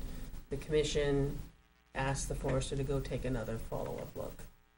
But, I'm just saying that, you know, I will just share with you, I've had a couple of people ask, you know, they can't bid on the projects because they're bid a certain way to leave the forest a certain way. So, you know, he's asked, you know, who do they have to go to? So what was the advice given to the caller? He wasn't sure, so I I just. wasn't sure. I did say that I Yeah. think the first stop, I did Conservation. respond and say You referred to speak to conservation. to speak to yeah. conservation, but I would get further for it. Are they planning on doing that? Never get back. Well, I think now that we know, we should speak to the conservation and have the town forester go out and. Again, I don't know if the town forester, after the cut has been done, and say it lay for 2 months, if the forester goes back out there and takes an evaluation or quality control to see if we, you know, if the you know, harvester did what they were held up their end of the bargain. Right. I think some of it too, you know, I was upset when the Eastman area was done. It's sort of in the eye of the beholder. But to me, that looked devastated. To the Conservation Commission, they were using an appropriate forestry plan. So, I mean, the person I talked to has logging experience, and they said that a usual 10 to 15 year regrowth is common, and their opinion was the fact it was going to be more like 20 or 25 the way this one was done. yeah. So I don't know if that's the plan on that particular parcel. Couldn't tell you. Well, they've done it in two different ways too, I believe, and I'm talking really in an area that I'm not expert on, but I know when they did the Eastman, they did a lot of grinding up and taking out of the brush and things, and there was not a lot of debris left. My concern was more with the massiveness of the cut itself. When they did an area down off Merrill Road toward the transfer station and highway department quite a few years ago, they did it differently than that, I believe, and I don't know what they called it, but they did it in a way where they would go in and they'd strip the tree they were taking out and leave the brush right where the tree was, and so it left that sort of covering, critter covering, which was different than they did when they ground everything up and hauled it away. So I don't know which is the more appropriate. I just don't think we're qualified in No, the that's pretty logging obvious. industry. No. And I wasn't no, asking we're- you to step in. No, or we're anything, not. But I think a courtesy I would have think- been, so if you get a phone call, you know what is happening. Sure. It should be clearly, when we do an intent to cut, that must have come through. And it's not always clear It on isn't. those forms who's doing the cutting, Right. that it's town land. Right. And I think that, you know, a way to solve that would be just notification, if they're going to, Even if it's a post-it on there. It's town forest land. or, you know, just so the board is aware, so that if somebody does call, we know that there's a logging operation going on that's on town land before it Even better, happens. so that if we get the phone call that there's a cut going on, and we know that it wasn't supposed to be. That's true too. Right. Yeah, I think the communication line could be open, just in case you are the one that gets the call. You know, you, So, with this particular one, who should we have reach out to I think conservation? Ricky gave the appropriate answer, so the Mhm. person who is making the complaint should knows that contact they them. can reach out to conservation. Do they You're know, talking about for do us they to know have who a to talk discussion. to for conservation, or? I don't know It's on the who website. who the committee is. Yeah, it is. It's on the website. It's on the website, probably when they meet as well, I would assume. Yeah, they're not meeting this week because of the holiday, they're meeting next week, Okay. which is on the calendar as well. What are you talking about, Jim, going forward, to have that No, conversation? I'm just saying for this particular one, they've contacted us and are, I'm assuming assuming that we're gonna handle this, maybe we should Send an email. accommodate by at least Is that how you got it, an email or phone call? Text message. email. But that person has the Conservation. email that they use frequently, so. At least letting them know when the Conservation Commission is meeting and who to contact if they wanted to speak to, you know, somebody. You gonna respond then, or? I mean, I can let that person know that's the Or does- decision the board has made. Or is does to- Naomi have their contact? Oh, Naomi has their contact. Okay, Or could you I can send something to send something Yeah. to conservation and say, We'll both copy them on it. Yeah, Mhm. yeah, yeah. that's fine. Okay. Thank you. Any other correspondence? That was all for my purchase. Other business? Let's start with the final notice for public hearing. Next Monday, Mhm. November 23rd, Town hall. at 7:30. Oh, for the sorry. purpose of hearing public testimony and comment on the acceptance, oh, wait a minute. It's the wrong one. That's, No, November 23rd. that's for FEMA That's 2 funds. weeks. That's Oh, just in well, your I'm mailbox. gonna, okay. It'll be after. Hear ye, Next hear ye. week is the noise ordinance at the town hall, 7 o'clock, right? Correct. Okay, thanks. And I'm gonna read this one. This is for, and as I was reading it and realizing it's not the, what I thought it was. So this is November 23rd, beginning at 7:30 for the purpose of hearing public testimony and comment on the acceptance of FEMA funds in the amount of $32,000 to $32,246.47 for the disaster that was declared on March 25th, 2015. And that's posted. Mhm, it is. That's gonna be here, right? And that would be Yeah, the here. only meeting over there is because we had a request Yep, to that's accommodate fine. a bigger Yep, crowd. that's fine. And So would you all please go over there and knock him over here next could week? we make sure that the department head, He's gonna be here for his budgets that night. Which, At the town hall? Yeah, it's Seven. next week, 7. Tim is on that night for his budgets, that was coincidentally. This one? Oh, good.